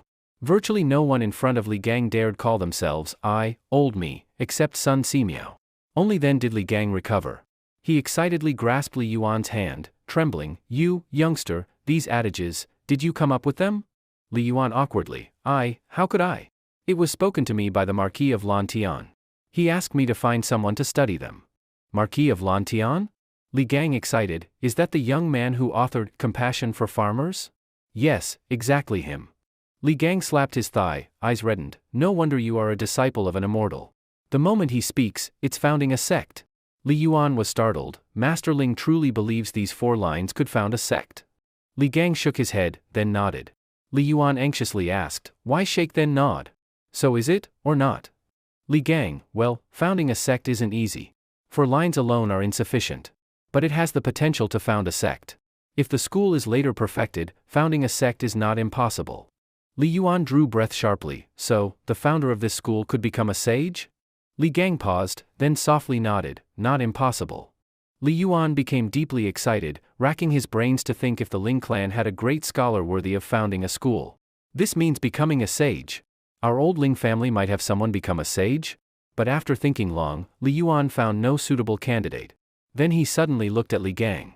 His eyes lit up, he slapped his thigh and laughed. Li Gang, Master Ling, you want to become a sage? What? Li Gang was completely stunned.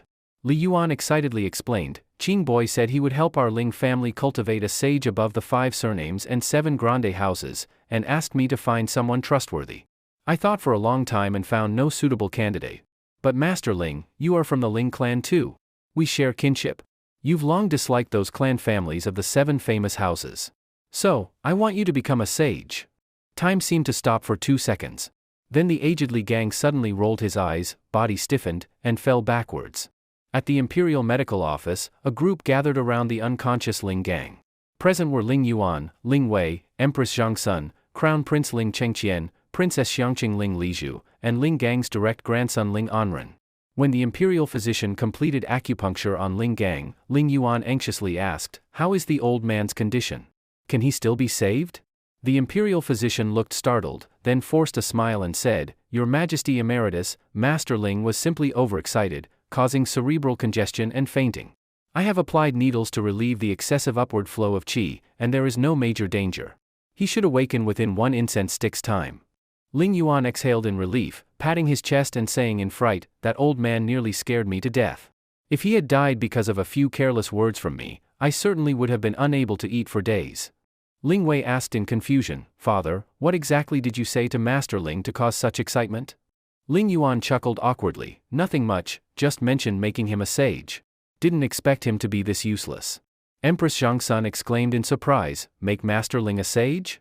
Ling Wei's expression turned strange. "Father, although Master Ling is widely learned, one of the few great Confucian scholars of our time, to become a sage of Confucian literature, he is likely still lacking much maturity.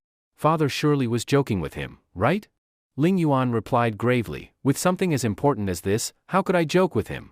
If I were joking, why would Ling Gang faint from excitement?" Ling Wei's eyes widened like an ox's, his face filled with incredulity. Then Ling Anren suddenly said, "He awoke, grandfather is awake." Ling Anren, nearly 40, is Ling Gang's eldest grandson. Everyone looked, and indeed the bedridden Ling Gang slowly regained consciousness. Ling Yuan hurried forward, lamenting, "Ah, you ancient old man, did you want to scare me to death? I only said making you a sage. Why such excitement? If you had died by my hand, that would have been a serious crime." On Ling Gang's aged face appeared a bitter smile. "You child, your words never cease to shock. I'm 80 years old, I can't withstand such upheaval. Becoming a sage, can one say one becomes one just like that? I dare not hope to become a sage." Ling Yuan dismissed, "You say you don't hope to become a sage? Then why were you so excited you fainted?" Ling Gang hesitated, then nodded slightly, "I did have thoughts, but, ah." With a dark expression he sighed, "I'm elderly, my legs and strength weak, frail, and sickly. I have at most 3 or 5 years left. Becoming a sage is not a matter of one day. I know my own limits. When you said to make me a sage, I was indeed excited. But on reflection, it was unwise. Before I could become a sage, I might collapse and die. Wouldn't that waste such a tremendous opportunity?" Ling Yuan considered and then nodded, "You're right." Those around exchanged glances. Ling Wei asked, slightly surprised, "Could it be that Master Ling has glimpsed the heavenly path to sainthood?" Ling Gang hesitated and looked at Ling Yuan. Ling Yuan chuckled and smirked, "What heavenly path?" It was the Qing youth who said to find a learned and talented Ling family member, he would cultivate them into a sage. So I thought of Ling Gang. Ling Wei's face twitched in displeasure. "What exactly is that young man planning?" Ling Gang replied firmly, "Your Majesty, Qing Xiu is not speaking nonsense. Even from his 4 adages alone there are sprouts of sainthood." Ling Anren was surprised, "Which 4 adages?" Ling Gang scratched his head awkwardly, "What were they? I'm old, my memory isn't as sharp. I didn't remember." Ling Yuan responded, "Anren, I'll recite them for you. A mind without good or evil is the body. Action with good or evil is movement. Knowing good and evil is conscience. Doing good and removing evil is investigating things. What do you think?" Ling Anren, a scholar and warrior of his generation, also possessed notable literary talent. Upon hearing the 4 lines and tasting their meaning carefully, his eyes suddenly lit up. He pointed to his nose excitedly, "Father, what about me?" Ling Yuan pushed him aside impatiently, "Don't pester me. Just focus on ruling properly. Bringing benefit to the people is better than anything. If you really want to become a sage, then abdicate the throne. Ling Anren's face stiffened, then he gave a wry smile. I was just joking. Nearby, Ling entered deep thought. After a long while, he slapped his thigh excitedly. Brilliant. Though it's only simple 4 lines, they precisely point to being good and seeking the path of one's true heart. Your Majesty, may I ask if this learning has a name? Ling Yuan considered and said, Qing Xiu calls it mind learning. Mind learning? Ling Yi shook his head in amazement. The Qing youth is truly gifted. If mind learning can be perfected, becoming a sage is not impossible. Ling Yuan half smiled. You seem interested in this learning? Ling Yi nodded. I am indeed interested. I studied the 4 books and 6 arts, common enough teachings. Even with achievements in Confucianism, one cannot compete with Confucius, Mencius, Laozi, Zhuangzi. But mind learning is different. It's a brand new school. If used to found a school, then the path to sagehood is within reach. Suddenly Ling Yi paused and said with wonder, Your Majesty means I could learn mind learning from Qing Xiu? Ling Yuan smiled without reply and looked at Ling Gang. In Ling Gang's cloudy eyes a light suddenly glowed. He grabbed Ling Yi's hand excitedly. Anren, you lost your father early. Grandpa raised you. You inherited my true teaching. In the future, you are sure to become a great scholar. Our Ling family already has many great scholars, adding you is neither too much nor too little. If you have a mind to study mind learning, I'll personally go to Sanha village to ask Qing Xiu to take you as disciple. This is a huge opportunity. You must seize it. But Ling Yi shook his head with a bitter smile. Grandfather, I may be interested, but I don't consider myself material for it. Founding a school is so difficult, its hardships are unimaginable. Ling Gang said sternly, If someone teaches you, what is so difficult? Ling Yi shook his head. Grandfather, don't oversimplify founding a school. Even if mind learning is perfected now, if it's to take root in a heart long steeped in Confucian culture, how hard would that be? After his words, silence fell. Ling Gang sighed. I'm old, I don't see as clearly as you. You're right, founding a school means snatching nourishment from the mouth of the tiger of Confucianism. Grandpa thought too simply. Ling Yi hesitated, then said, But grandfather, I can still try. After all, this is a chance to become a sage. Such an opportunity may never return. So Ling Yi resolved to seize this rare opportunity. At dusk, Ling Yuan, Ling Wei, Empress Zhangsun, and Li Lizhu, 4 members of the family, along with Ling Gang and his grandson Ling Anren, 7 people in all, arrived at Sanha village. Having not seen Li Lizhu for almost a month, Qing Xiu noticed she looked even more fresh and lively.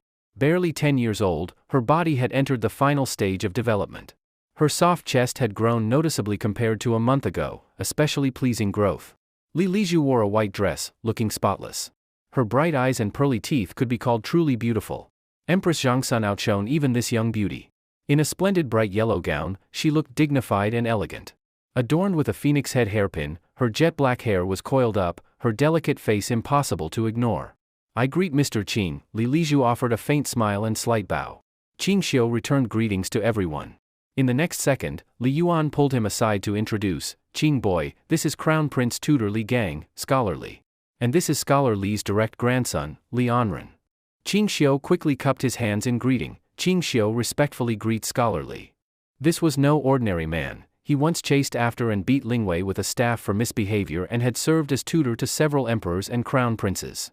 Li Gang stroked his beard and smiled. Truly a young man with promise, truly a young man with promise. Qing Xiu's heart stirred. He pulled Li Yuan aside and frowned. Not possible, old Li Gang is over 80. You didn't bring him here as the person who can become a saint, did you? Li Yuan shook his head. No, it's not him. It's the one beside him. Using a divine perspective, Qing Xiu appraised Li Anren, a determined face with scholarly aura. He looked like a modern educator and had an impressive bearing. Quietly, Qing Xiu nodded with approval at his appearance. Su Xiaochun heard the commotion and came out of the house. Seeing the visitors were Li Yuan's family, she hurried forward to greet, We pay respects to your majesty, to Empress Zhangsun. Ling Wei smiled and nodded. Princess Zhangsun then stepped forward and whispered to Su Xiaochun with a laugh, Miss Xiaochun, you are with child. In future, when meeting court ladies, you need not bow. They might even call you sister-in-law respectfully. Ahem. Li Yuan glanced at Princess Zhangsun and coughed twice meaningfully. Ahem. Empress Zhangsun likewise looked at Ling Wei and coughed knowingly. Qing Xiu the ruler remained baffled. Were the father and son speaking in riddles? Princess Zhangsun realized her slip and quickly, with a smile, corrected herself. calling me sister-in-law makes Li Zhu the younger generation. You two should call me, let's say, auntie, then. Qing Xiu's lip twitched, his expression showed displeasure. A few days' absence and Li Yuan's family changed decorum already? Su Xiaochun's face turned red, she didn't know how to respond. Li Zhu's eyes darted, shifting the topic. She pointed at a waist-high field of corn and exclaimed, "Little Purity sister, I remember last time we visited, these crop sprouts were only at waist level. How did they grow so astonishingly? In just 1 month they're now over my height." Ling Wei had long noticed the corn on the small field and always silently wondered about it. Princess Zhang's son, excited for Li Zhu to call her sister, nodded in approval and shamelessly added, "Ni Xiaochun, I've never seen crops this tall. I wonder what this crop is called." Su Xiaochun's mind went blank. Earlier she was to call her sister-in-law. Now it's niece? Though uncomfortable inside, she showed no reaction, and looked at Qing Xiu. Qing Xiu stepped forward. Before he spoke, Li Yuan ran toward the cornfield chuckling, "Anren, daughter-in-law, look, this is the corn I told you about. How's that? The sprouts are strong, right?" Ling Wei surprised, "That's corn." He and Princess Zhang's son approached to examine the first corn husks forming. Li Anren also supported Ling Gang over to observe the corn. After studying for a while, Ling Wei's eyes shone as he asked, "Marquis Qing, what is the yield per mu?" Qing Xiu replied, "About 45 to 50 bushels per mu. If the land is fertile, up to 60 bushels. The family gasped, especially Ling Wei, his face flushed with excitement. How much?" Ling Yuan was equally startled by the yield. Qing Xiu continued, "Between 45 and 60 bushels. Ling Wei was moved to tears, clutching Qing Xiu's arm and confirming several times. Receiving the precise answer, Ling Wei looked up and exhaled, "Heavens, such a yield. This corn is truly divine grain." Princess Zhangxuan's eyes reddened. She leaned against a wall, dizzy, "Your Majesty, a mu yielding over 50 bushels, no one dared imagine this. If it's true, then Tang will never fear famine again." But Qing Xiu explained, "You cannot eat the cob, only the kernels. The kernels grow on the cob. 45 bushels is the total produce, but removing the cobs, edible yield is only around 20 bushels.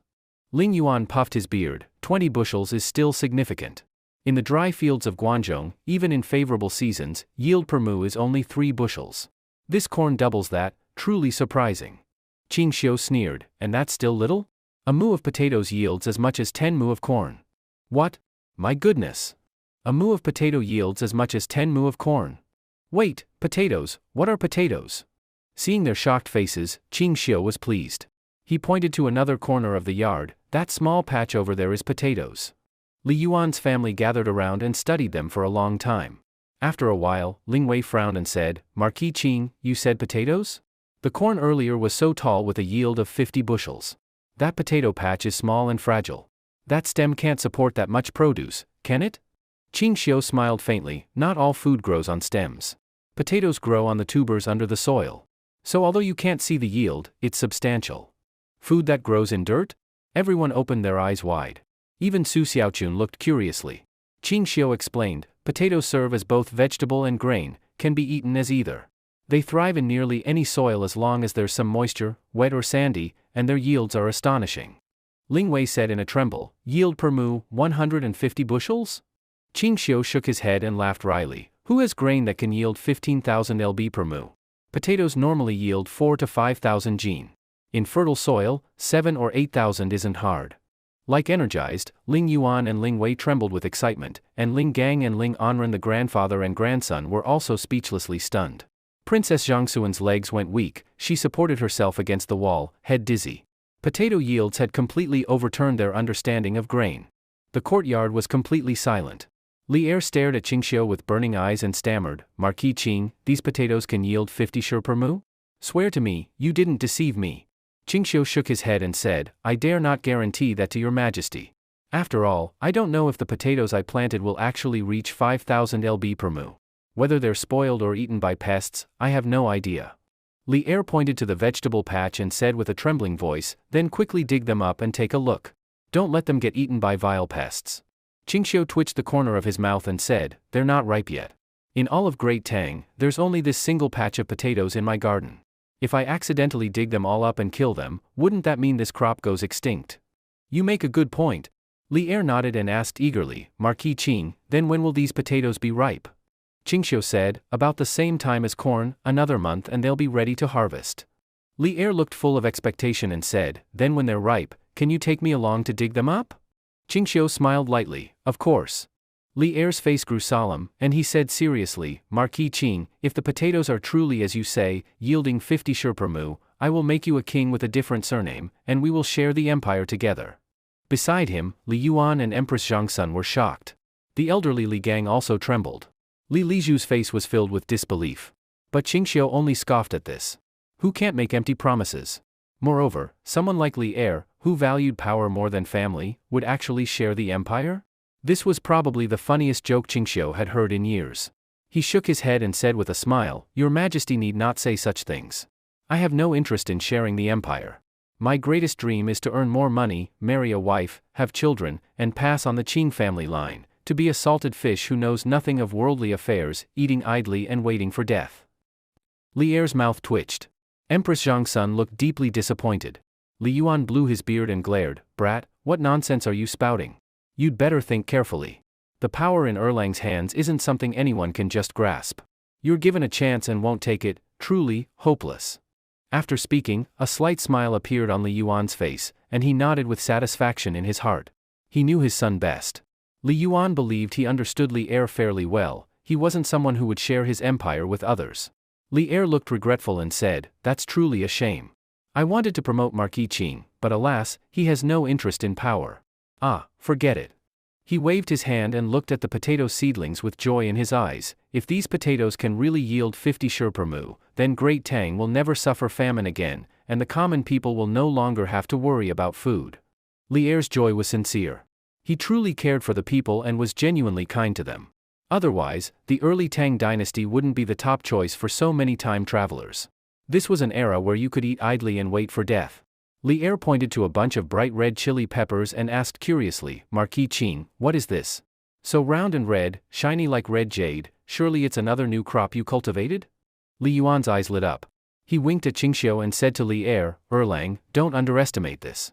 Marquis Qing said this is even more valuable than potatoes. Of all the crops, this spicy pepper is his favorite. Spicy pepper?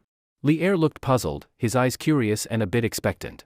Qingxiu twitched his mouth. Good grief, now even Li Yuan is learning to set people up. And he's setting up his own emperor's son, how filial. Li Yuan chuckled and said, Erlang, I've been coming to Marquis Qing's house lately just to get a taste of this pepper. The redder it is, the more ripe and flavorful. Not only does it go well with rice, it can also be made into sauces. Is that so? Li Er was eager to try. Without hesitation, Li Yuan picked a bright red chili and handed it over, curling his lip, Look at you, like someone who's never seen the world. Try it, its flavor will leave an impression for a lifetime. Empress Zhongsun was also eager to try. Li Er smiled and took a big bite of the chili.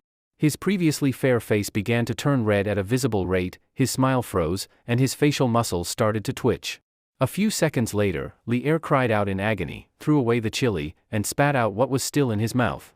Hiss-ha, hiss-ha, hiss-ha. Why did this sound so much like some kind of Western double-bed scream? Water, water, water. Li Er was overwhelmed, running all over the courtyard looking for water. Panicked and desperate, he dashed into the kitchen and drank several ladles of cold water, which only slightly eased the burning sensation. Everyone was stunned. Empress Zhongsun looked at Li Yuan in confusion. Li Yuan slapped his thigh and burst out laughing. Soon, Li Er came out of the kitchen with a ladle of water, his face red, lips swollen like two sausages glued to his mouth. He glared at Qingxiu and roared, Marquis Qing, why are you growing poison in your courtyard?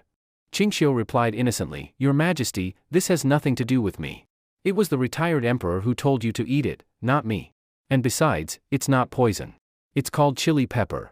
After speaking, Qingxiu picked a chili and began chewing it, his face calm and full of enjoyment, leaving both Li Er and Li Yuan stunned. Smack smack, it's getting tastier and tastier. While eating the chili, he let out a satisfied sigh, sending chills through Li Er.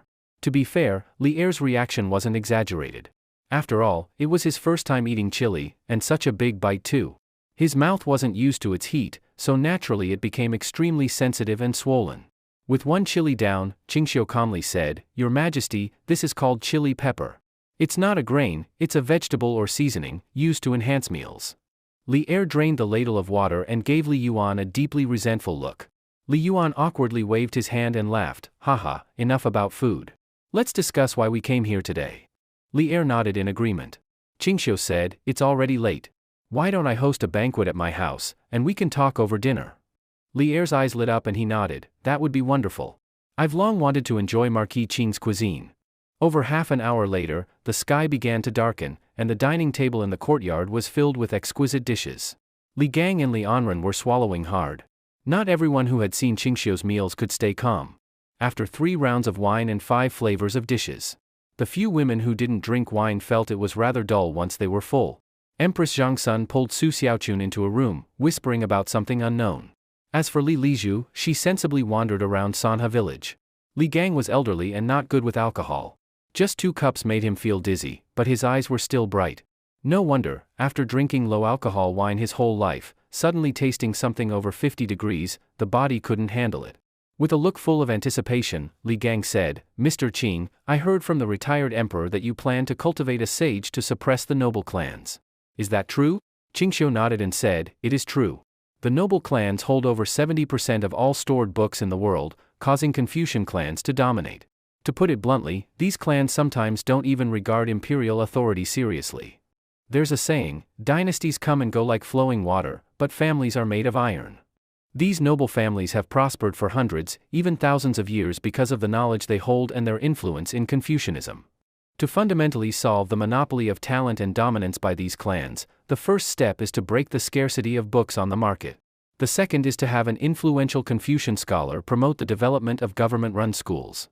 Though Master Li holds the position of junior tutor to the crown prince and enjoys high status in Confucianism, he alone cannot change the current situation. He cannot simply wave his arm and lead all poor students of the world. Li Gang pondered and asked, so, Mr. Qing intends to break this situation? Exactly. Qingxiu said in a low voice. Very few poor people can afford to read books. Even if some families are relatively well off, deep down they still believe only the 5 surnames and 7 clans, with their hundreds of years of heritage, can raise talents.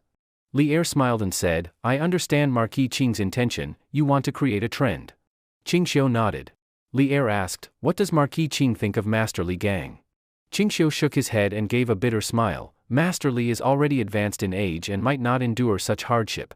You must understand, this isn't something that can be achieved overnight. Haha. Li Er laughed, I was just joking. What does Marquis Qing think of Master Li Gang's eldest grandson? Qingxiu had already observed Li Anren many times. His conclusion, the man was persistent, steady, and capable of enduring hardship. Suddenly, Li Gang stood up, looking rather nervous, and said, to be honest, this is my legitimate eldest grandson, Li Anren. He has followed me since childhood and has inherited all my teachings. His knowledge is no less than mine. This time, I shamelessly came here in hopes that Mr. Qing could give him this opportunity. After speaking, Li Gang looked at Qingxiu nervously. Beside him, Li Anren quickly stood up and bowed with cupped hands. I am very interested in Mr. Qing's proposed concept of mind learning. I know this self-recommendation is abrupt and presumptuous, I ask for your forgiveness.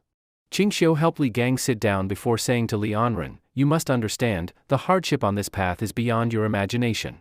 Brother Anren, do you have the resolve to press forward even if it means being shattered to pieces?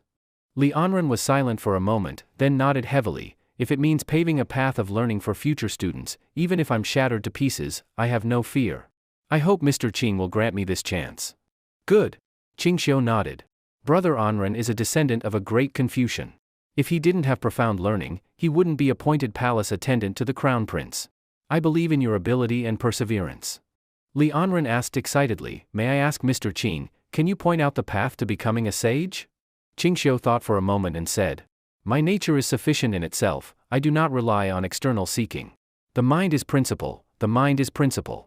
Outside the mind, there is no principle, outside the mind, there is nothing, outside the mind, there are no affairs. Unity of knowledge and action, knowledge is the beginning of action, action is the completion of knowledge. To extend innate knowledge, beyond innate knowledge, there is no other knowledge, beyond knowledge, there is no further learning.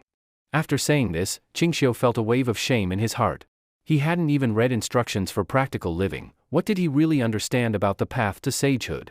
As for Wang Yangming's mind learning, all he knew was that it was impressive, and he only remembered these few short lines. To avoid being asked by those present to explain them, Qingxiu deliberately said with an air of mystery. The above is the core concept of mind learning. Everyone's mental state is different, and so their insight will differ. If Brother Anran cannot grasp the essence from these principles, then it can only be said you have no fate with the way of the sage. With just a few words, Qingxiu completely absolved himself. If the other party truly comprehended something and became famous overnight, that would be great. If not, it had nothing to do with him. One could only say your comprehension wasn't enough. Cough cough. Li Yuan was completely lost, looking blank and confused. Li Er frowned and fell into deep thought. Li Gang kept muttering the phrases, his face full of puzzlement. Only Li Anran solemnly bowed and said, "Thank you for your guidance, sir. I will immediately transcribe these principles for thorough study. If I understand them fully, I will return to ask for further instruction. If not, then it simply means I have no fate with the way of the sage." Li Anran hurriedly borrowed paper and ink and wrote down everything Qingxiu had just said. He treasured it like a priceless item, tucking it into his chest, determined to burn the midnight oil and study it thoroughly. Through the conversation, Qingxiu learned that aside from the royal family represented by Li Er, many solitary and elderly great scholars of the time also disapproved of the practices of the 5 surnames and 7 clans, including the highly respected Li Gang.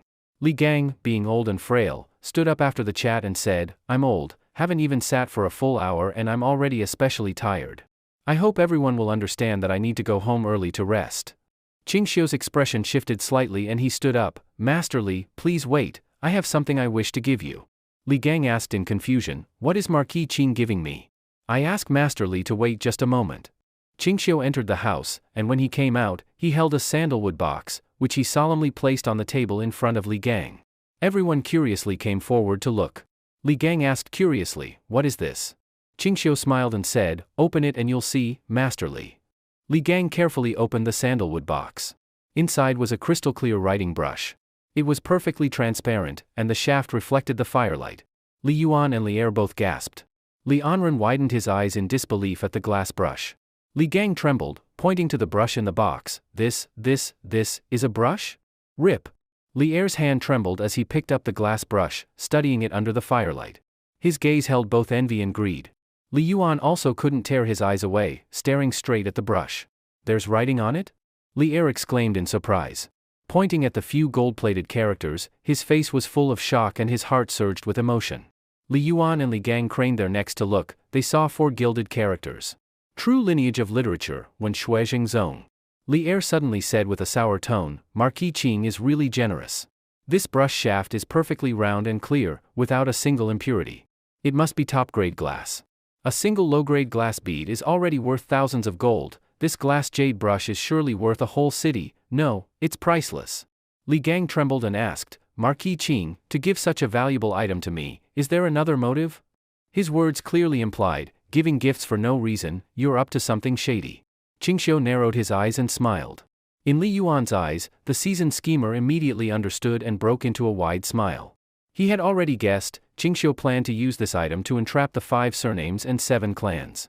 Facing everyone's confused looks, Qingxiu smiled faintly and said, "This glass jade brush, of course, was not given to Master Li for no reason.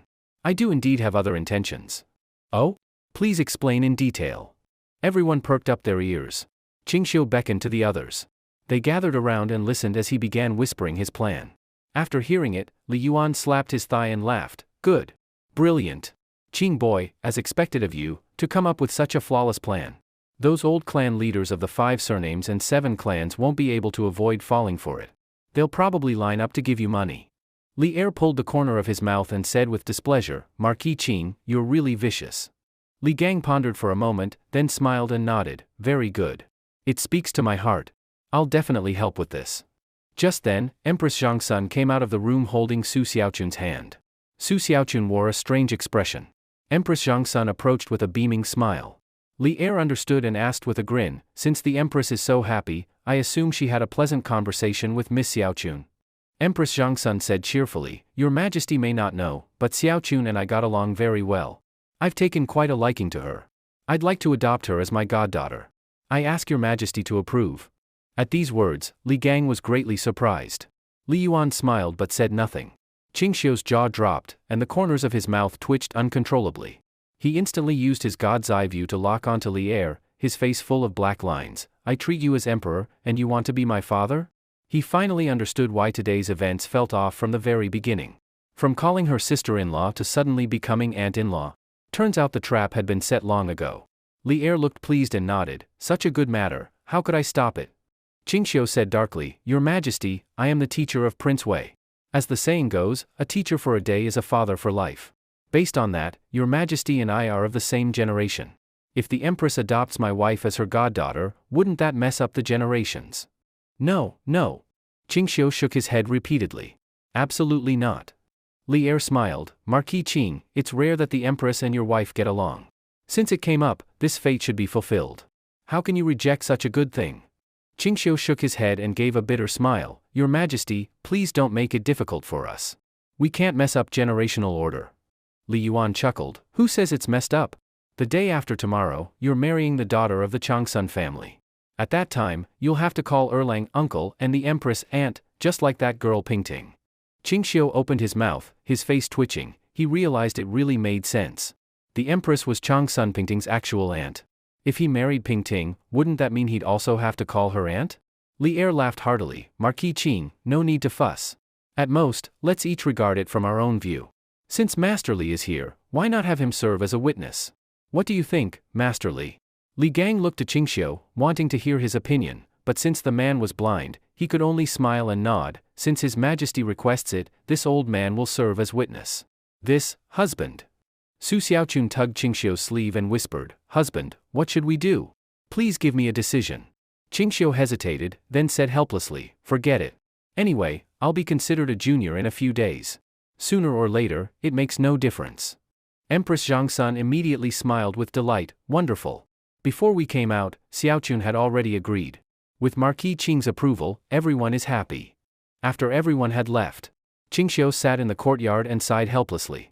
Su Xiaochun asked, Husband, are you unhappy that the Empress adopted me as her goddaughter? Qingxiu shook his head, I'm not unhappy. I just find the whole thing suspicious. Why would that couple suddenly adopt you? I really can't figure it out. Isn't it obvious? Su Xiaochun said helplessly. It's just to lay the groundwork to preserve face for the royal family later. Qingxiu was startled and asked in surprise, What do you mean, wife? Su Xiaochun gave a bitter smile, Didn't you notice how the princess of Xiangqing looked at you today, with a hint of shyness? Qingxiu curled his lip, Your husband is blind. Did you forget? Su Xiaochun said awkwardly, But you always act like a normal person. I keep forgetting you're blind. Qingxiu paused and said, You're saying the emperor intends to arrange a marriage, to marry the princess of Xiangqing into our household? Exactly. Su Xiaochun said, half laughing and crying, I'm just a commoner girl from a poor family. Would the royal family really allow a princess to become a concubine below a commoner wife? So the empress took this chance to adopt me as her goddaughter, and maybe later give me an empty title like princess too. That way, when the princess of Xiangqing is married into our family, it all makes sense, and they don't have to worry about the clans criticizing the royal protocol. Qingxiu was surprised, Wife, how did you suddenly become so smart? Su Xiaochun hugged Qingxiu's arm and giggled, Of course. Don't you see who my husband is, the smartest man under heaven? Qingxiu's mouth twitched. The image of Wulong and Phoenix Chick appeared in his mind. Now that's a true genius. The next day, a piece of news spread through all of Chang'an like wildfire. The great Confucian master Li Gang, junior tutor to the crown prince, dreamed last night of the celestial being Chu Xing, who bestowed upon him a divine brush symbolizing the orthodox path of Confucian learning. At the moment his eldest grandson grasped the brush, he instantly comprehended a never-before-seen school of thought called mind learning, Xin Shui. Even the four-character motto, no innate good or evil in human nature, was reportedly recited aloud. This news stirred a great uproar in Chang'an scholarly circles. Early in the morning, many people visited Li Gang's mansion. Sure enough, they saw a glass jade brush engraved with the four characters, Orthodox Confucian learning. Everyone firmly believed the tale of the divine dream and admired Master Li Gang all the more. Even old Master Yen Silu of the Yen family personally came to verify the truth. When he found it was real, his eyes turned red with envy. Su Xiaochun was pregnant, and Qingxiu didn't want her to be overly active. Keeping her at the estate was the safest choice. He stayed all day at Qing residence in Qinglong Ward. With the wedding approaching, he had to take charge and manage things. He stayed busy until the afternoon. Yunyang, not wanting to delay the wedding night tomorrow, had already returned to the estate early in the afternoon. As for Qingxiu, while curfew had not yet started, he took a carriage out of Chang'an to Zhao village, 5 li away. The saintess of the Wuzhu sect, Li Yuqing, was still waiting there to be favored by him, and he hadn't forgotten. Qingxiu arrived at the residence where Li Yuqing was being held. Old Ma emerged from an inconspicuous corner, cupped his hands, and said, "Marquis." Qingxiu asked, "Old Ma, is she behaving herself inside?" Old Ma nodded, "Yes, Marquis.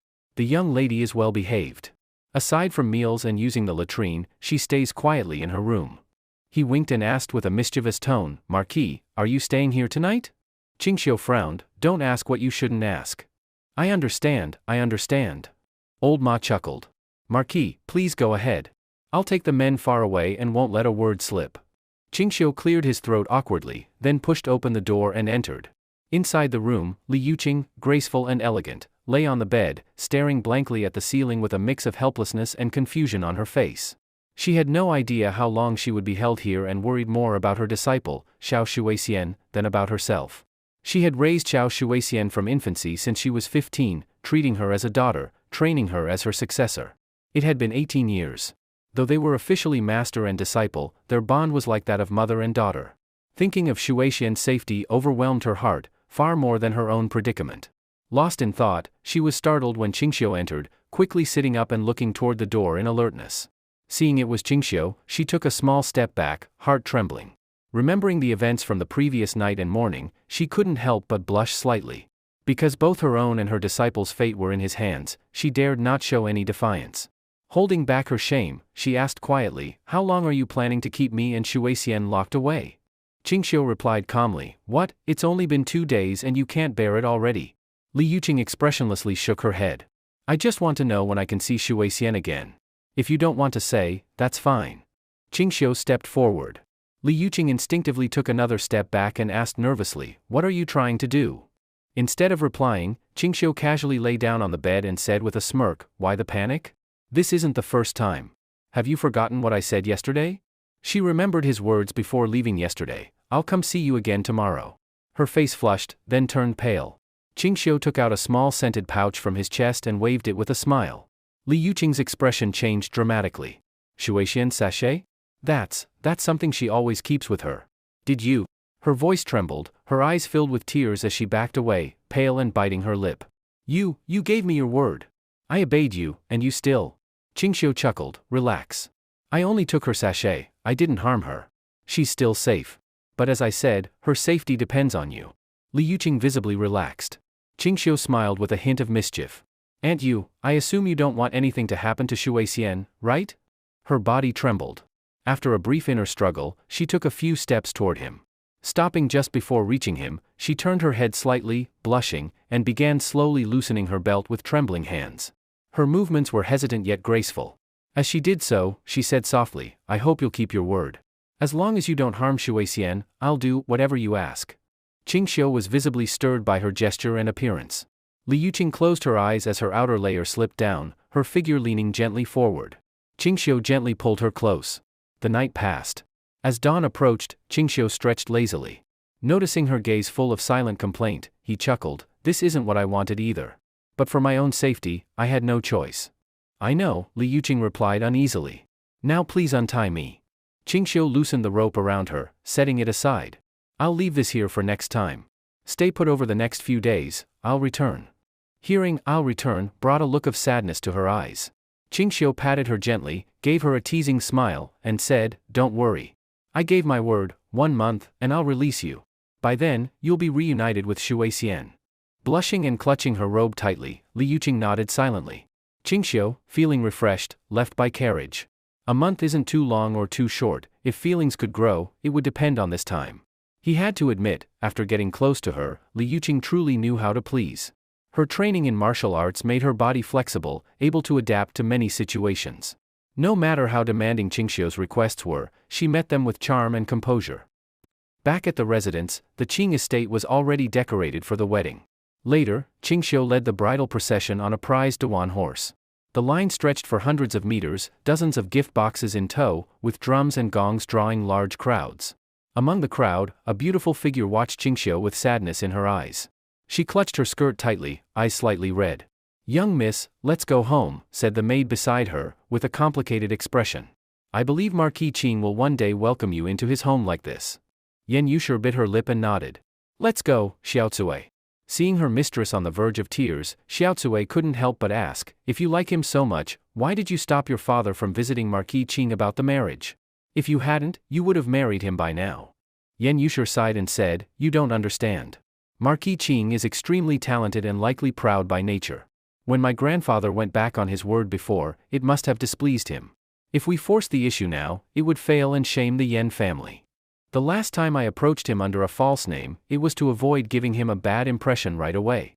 Once I become familiar with him as Yushir Yan, it'll be easier to speak of marriage later. Xiaocui finally understood. So that's why her lady introduced herself as Yushir Yan back at the Peach Grove, to avoid the awkwardness caused by their family's past behavior. The wedding procession, elaborate yet simple both at once.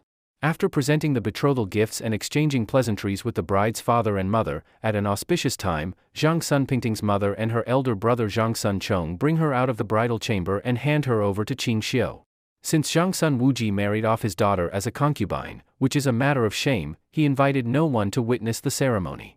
As a result, many in the community believed Zhang Sun Wuji's daughter had become the primary wife of the Marquis of Lan Tian.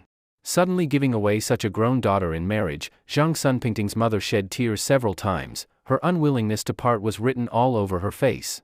Zhang Sun Wuji, though, maintained a gentle smile and remained composed. Madame Zhao, handing Zhang Sun Pingting's hand to Qing Xiu, choked with emotion and said, Marquis Qing, I entrust you with my daughter. Please treat Pingting well. In the future, as husband and wife, respect each other like guests, grow old together, and have a harmonious and fitting union. Qing Xiu responded solemnly, Mother-in-law, rest assured. From now on, your son-in-law will certainly cherish Pingting greatly, and shall never let her suffer grievances. Very good, very good. Madame Zhao cried tears of joy, covered her face, and departed. Zhang Sun Chong, his eyes red, smiled, Brother-in-law, from now on we are one family. Please come often to our residence. On your days off, I will also visit your mansion. Zhang Sun Wuji looked at the sky and said, the auspicious hour is almost past. Dear son-in-law should be on his way.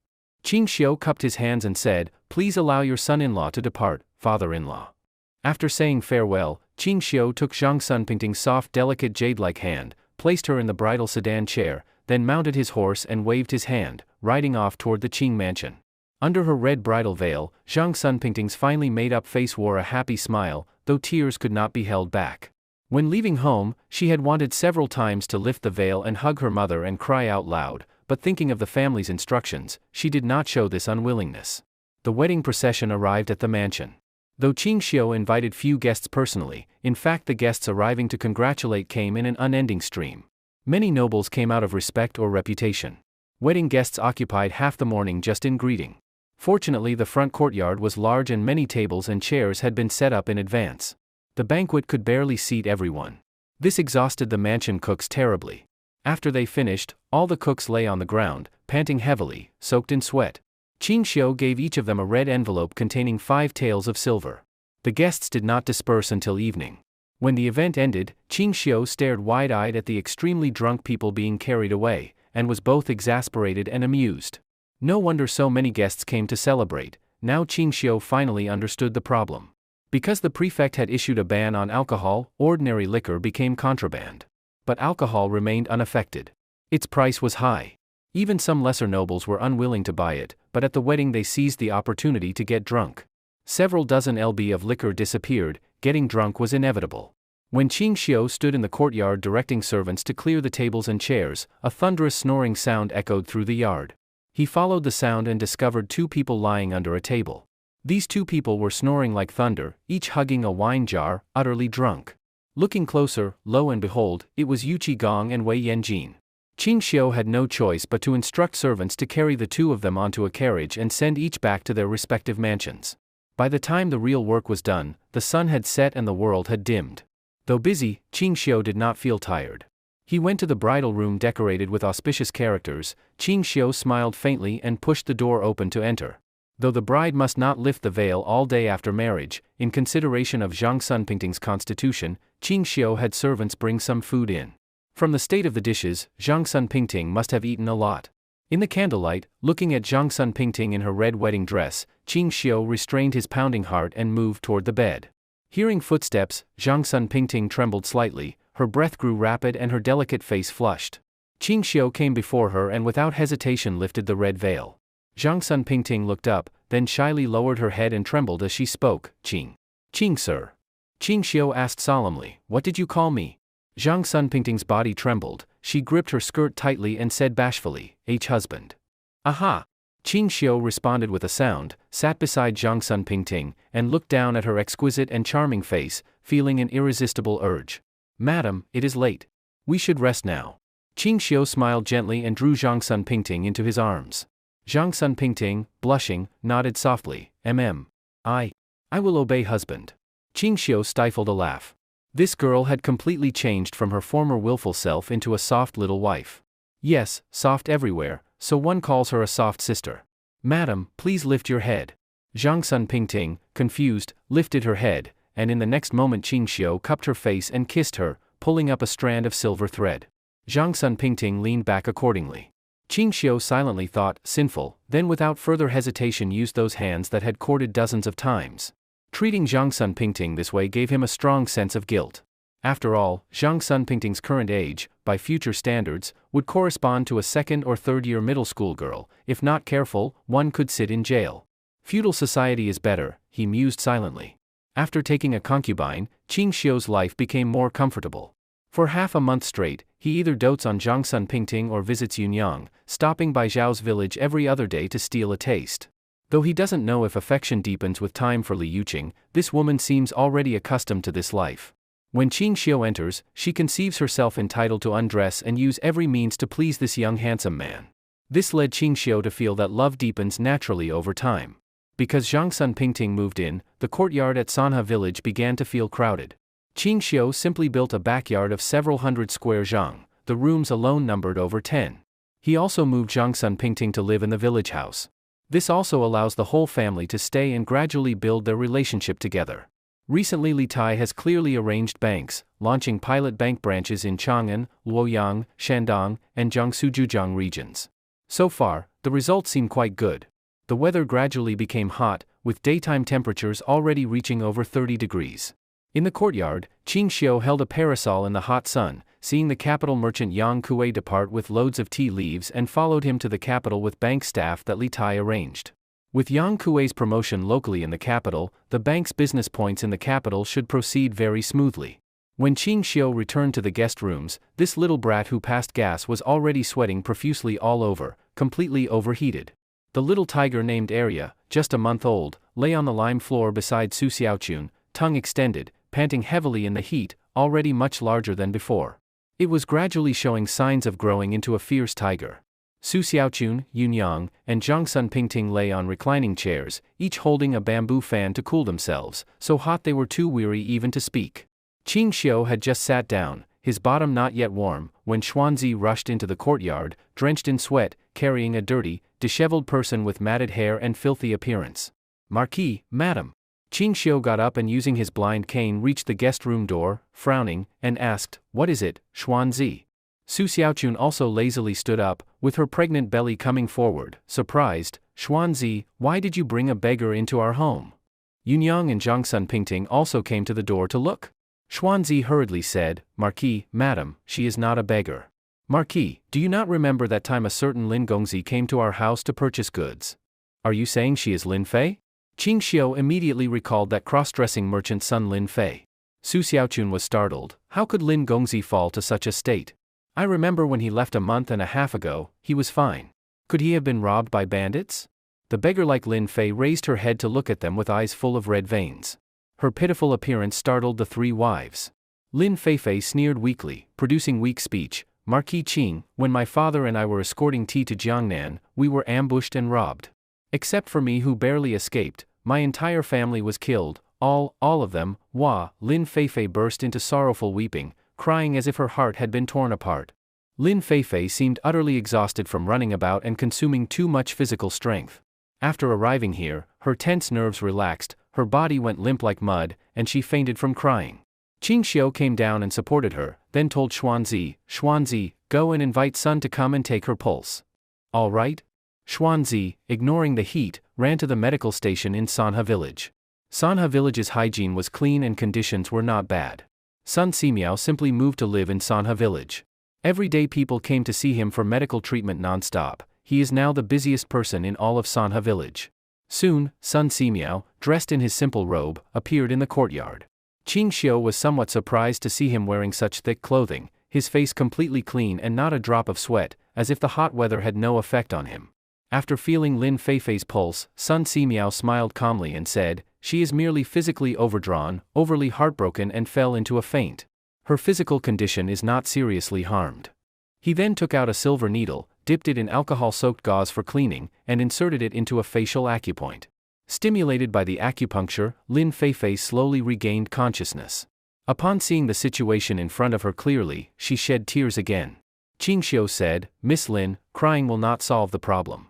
The urgent matter now, I think you should first take a bath, eat something to restore strength, then tell me the full story and sequence of events."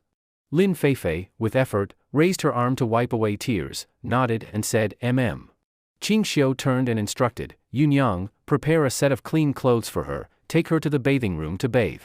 Yunyang turned and brought a clean dress from the room, supporting her into the bathing room. Sun Simiao said, "There is nothing else. I will return first, many other patients await pulse taking." "Wait, old Sunday." Qing Xiu stopped him, expression strange, "Such hot weather, why do I feel you are mentally calm and refreshing? Is there some special cooling method? Share it." Sun Simiao smiled proudly, "This is called, when the heart is tranquil, naturally cool. If your mind is not tranquil, of course you feel the heat." With that said, Sun Simiao turned and left without another glance. Zhang Sun Pingting fanned herself and complained, "Husband, this infernal weather is too hot. If only there were ice cubes to cool us. This afternoon I'll go home to find my father, let him ask His Majesty for some ice cubes to cool husband and the two elder sisters." "Wait, ice cubes?" Qing Xiu's face lit up. He slapped his forehead and murmured, "Right, I was so busy I forgot, how could I forget to make some ice cubes?" Zhang Sun Pingting showed surprise, "Ice cubes can even be made?" Qing Xiu stepped forward, cupped Zhang Sun Pingting's face, kissed her cherry mouth, and laughed, "Thanks to Third Lady for reminding me, your husband will now make some ice cubes to cool you all." Zhang Sun Pingting's pretty face flushed red, and she shyly glanced at Su Xiaochun. Su Xiaochun, somewhat disdainful, curled her lips, flirting openly in broad daylight. What propriety is this? Changing tone, she pulled Qing Xiu with a shocked expression. "Husband, just now I heard you say you would make ice cubes, did I hear wrong?" Zhang Sun Pingting quickly recovered from shyness, somewhat astonished. "Yes, husband, there is a royal ice storage cellar that preserves ice in winter and uses it in summer. Our family, forget a cellar, we don't even have a pit. Where will you get ice cubes? You needn't worry about that. Your husband has a clever plan." Qing Xiu smiled mysteriously, then holding his parasol went outside. When he returned, a squad of household guards followed, carrying 2 or 3 dozen large water jars into the courtyard, including some copper basins. Su Xiaochun and Zhang Sun Pingting didn't understand what their husband was doing, standing at the main room doorway with curiosity. Once all jars were in place, Qing Xiu instructed one command, and a group of guards fetched water from the village well with buckets. Su Xiaochun asked in confusion, "Husband, what exactly are you doing?" "You will know soon," Qing Xiu smiled mysteriously. In truth he was a bit unsure himself. He didn't know much about chemistry, nor had he ever made ice by using potassium nitrate, only that it had been done before, but never tried. About half an hour later, a team of guards brought in more than 10 large sacks of saltpeter. Leading them was Guard Captain Zhao Sanhai. He was already black-skinned from sun exposure. He was among the earliest guards under Qing Xiu. Now the guard force had grown to 300, his subordinates grew from 10 to 50. He's responsible for village security patrols. Zhao Sanhai wiped sweat from his face and came forward to say, "Marquis, all the saltpeter has been brought here, any other instructions?" Qing Xiu shook his head, "Nothing else. Everyone's worked hard. Go to the wine shop and get 100 lb of wine to reward the brothers." The guards showed delighted expressions. Zhao Sanhai chuckled, "Thank you Marquis for the reward." Then left with dozens of subordinates. Rewarding guards with alcohol had become routine, they actively requested it. As household business grew, family silver and gold piled up, conservatively estimated, at least 500,000 strings of cash. Since there was money, Qing Xiu didn't hesitate to give the guards raises. Their monthly salary rose from 3 strings to 10 strings, and they also occasionally received silver to win loyalty. All those guards had military or rough peasant origins. Without exception, each liked to have a drink, all agreed that in the future reward should change from silver to wine. Soon Taizhu brought well water. Previously, Sanha villagers drank water from the Ba River. Since the village dug several wells, everyone's diet and health were assured. Now every household drank well water. When they first dug the wells, it took much effort, digging many places before hitting groundwater. Qingxiu instructed, Taizhu, fill all these jars with water. Fill 7 out of 10 lb each, the rest pour into copper basins, filling 5 pound. Taizhu, confused, told his men to do it, then came up and asked, Marquis, why so much water? Qingxiu smiled faintly, soon you'll know. Su Xiaochun and Zhang Sun Pingting came over and stood around the jars, faces full of curiosity. Soon, all jars were filled with water. Qingxiu instructed the guards to pour saltpeter into the jars. The water began bubbling, and white mist drifted outside. You, place the copper basins floating in the jars and cover them with lids. The guards did as told. Qingxiu then waved and said, Taizhu stay, the rest disperse. Go to the winery and collect 2 jin of wine each. A group of guards cheered and hurried off to get the wine. Su Xiaochun had a puzzled expression. Husband, what exactly are you doing? Qingxiu gave a profound expression. Didn't I tell you? Your husband intends to make ice cubes. Zhang Sun Pingting looked a bit puzzled. Husband always speaks nonsense. In such hot weather, even if there were ice, it would melt quickly. A bunch of broken stones and well water can produce ice cubes. Don't believe it? Qingxiu looked at them with a sly smile. Su Xiaochun and Zhang Sun Pingting shook their heads instantly, they both expressed disbelief. Qingxiu turned his eyes and whispered in Zhang Sun Pingting's ear, if I truly can make ice cubes, tonight third lady will you contribute the backcourt flower, implying intimacy. Zhang Sun Pingting's face immediately turned scarlet, shyly glanced back, saw Su Xiaochun didn't hear, lightly bit her lip, shy gleam in eyes, if husband truly can make ice cubes, I will agree to husband's request. Su Xiaochun asked baffled, Pingting, what request did you promise husband? Nothing. Su Xiaochun gave an expression like, do I believe your nonsense? In her mind suspected those two had reached some undisclosed private agreement. About the time it takes for an incense stick to burn. Qingxiu placed his hand on the lid of the water jar, feeling a faint coolness spreading into his palm. He was overjoyed and smiled at Su Xiaochun and Zhang Sun Pingting, now is the moment to witness a miracle. With that, before the 2 women and Taizhu's curious gazes, he lifted the lid of the water jar. Immediately a wave of cool air flowed out of the jar. All 3 opened their mouths in shock, their faces showing clear astonishment. In the copper basin, the water had formed a thick layer of ice, with frost patterns from rapid freezing. Wow! Taizhu gasped and looked at Qingxiu with admiration, your servant, you are truly divine. In such hot weather, to use stones and well water to make ice, this is simply a godly art. Su Xiaochun likewise showed admiration.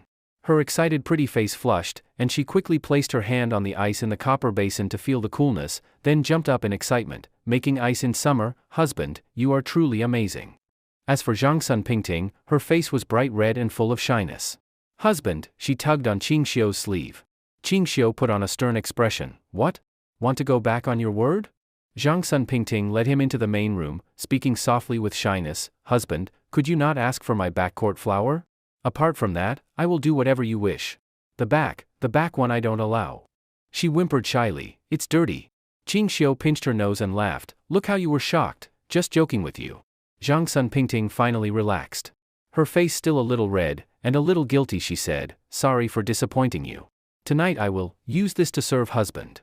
With that, Zhang Sun Pingting pointed at the corner of her mouth and then shyly lowered her head and went into the inner room. Qingxiu's heart stirred.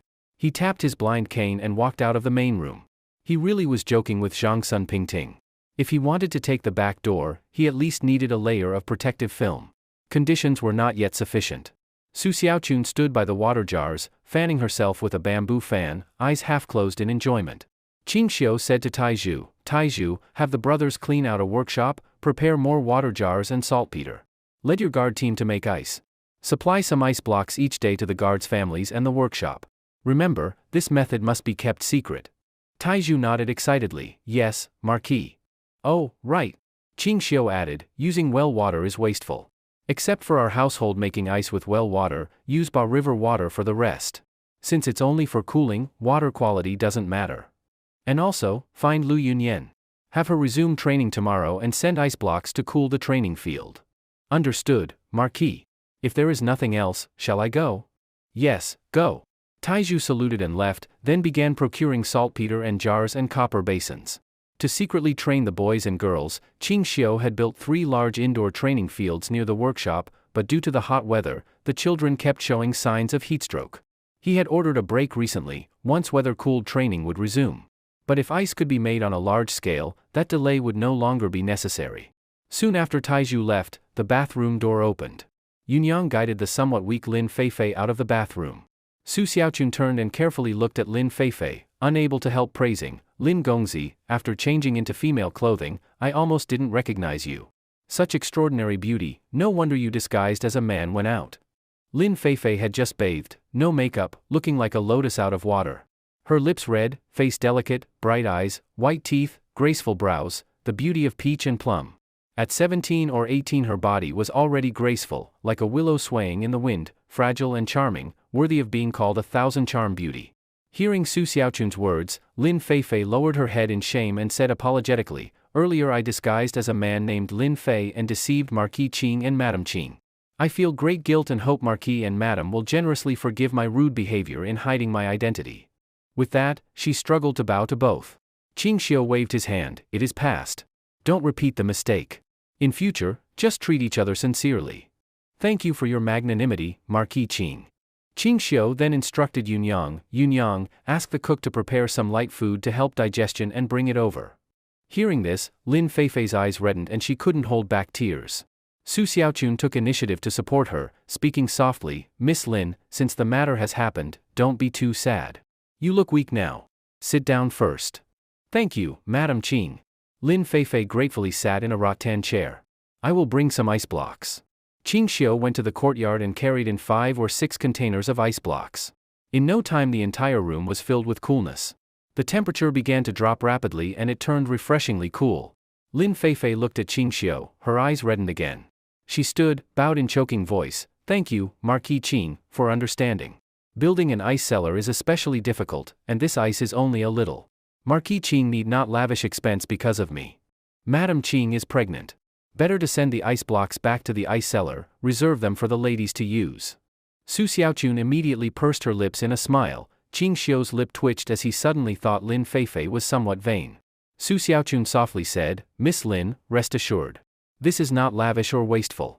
These ice blocks were just made by my husband." Lin Feifei's mouth immediately dropped open in astonishment. "What?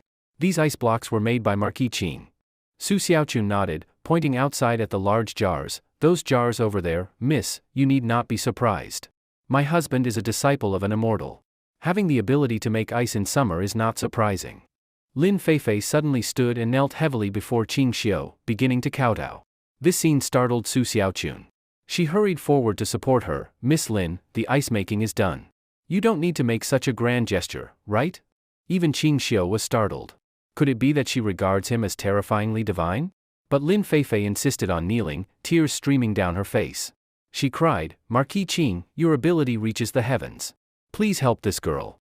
I am willing to be a bull or a horse to repay your great kindness. I beg you with great mercy to help me." With that she kowtowed again, her forehead already swollen and red from impact. Qing Xiu grabbed and pulled her up, frowning, "Miss Lin, don't be like this. The more you act this way, the more I feel disgust at your self-interest seeking my pity. If you have anything to say, speak directly. If I can help you, I will consider it. If not, don't bow. Even if you cut off your head, I won't help." After hearing this, Lin Feifei calmed and choked out, "Marquis Qing, this time sending tea to your house. My father, elder brother, young sister all went to Chang'an together. But when escorting goods back to Jiangnan, upon entering Jiangnan territory, enemies ambushed us. My father and eldest brother were brutally killed by multiple attackers. My younger sister was taken away and her whereabouts unknown. I fled to the mountains and barely survived.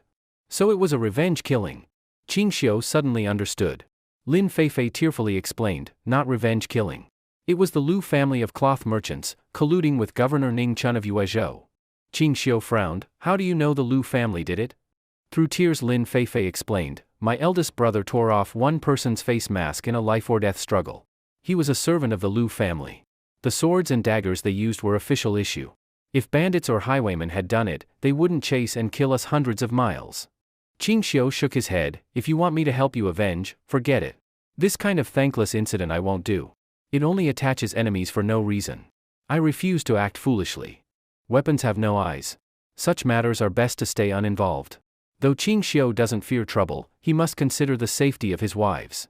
After hearing Qing Xiu's firm words, Lin Feifei did not show despair. Instead, she had an expression that it was as it should be. She wiped the corners of her eyes and shook her head firmly. It's not that I want Marquis Qing to avenge me. My own revenge, I will take myself, I will never trouble others. Then what do you mean? Qing Xiu asked with a hint of doubt. Lin Feifei looked at him pleadingly and said, our Lin family's cloth shop has definitely already been swallowed by the Lu family. There's no way to survive anymore in Jiangnan. Marquis Qing is a disciple of an immortal, your skills must be extraordinary. So, I wish to ask Marquis Qing to lend a hand and help me set up a textile workshop. I want to take back everything the Lin family lost from the Lu family. I believe, with Marquis Qing's ability, opening a workshop is not difficult. Marquis Qing, don't worry, treat this as me borrowing from you. The silver earned in the future, I don't want a single coin. I only hope Marquis Qing can give me the strength to take revenge for my family. Even if it fails, it won't involve Marquis Qing. Please, Marquis, I sincerely ask for your help. After speaking, Lin Feifei knelt again, her hands and forehead pressed to the ground. At that moment, Zhang Sun Pingting came out of the inner room, looking at Su Xiaochun with a face full of sympathy. She was a concubine. Although she sympathized with Lin Feifei and wanted to help, only Su Xiaochun had absolute authority among the wives and concubines. So, she did not dare to speak first. Su Xiaochun glanced at Zhang Sun Pingting and softly said, Husband, I think Miss Lin is really pitiful. Why don't we help her? Just treat it like an investment. Even if it fails, we won't lose much money. Qing Xiu nodded, all right, Miss Lin, get up. I will help with this. Lin Feifei was overjoyed and wept, thank you, Marquis Qing, thank you, Madam Qing. If I can make the Lu family repay blood with blood, I, Lin Feifei, will serve Marquis and Madam like a horse or an ox to repay your great kindness. Qing Xiu laughed, don't be too quick to promise big things. First tell me, what can you do? Lin Feifei replied without hesitation, I can make spinning wheels and looms, and I understand the textile business very well. Zhang Sun Pingting was surprised, you can make spinning wheels and looms? That's amazing. Lin Feifei was a bit embarrassed, Madam, I grew up in a textile workshop and often watched the process of making spinning wheels and looms. At 12, I assembled one spinning wheel and loom by myself.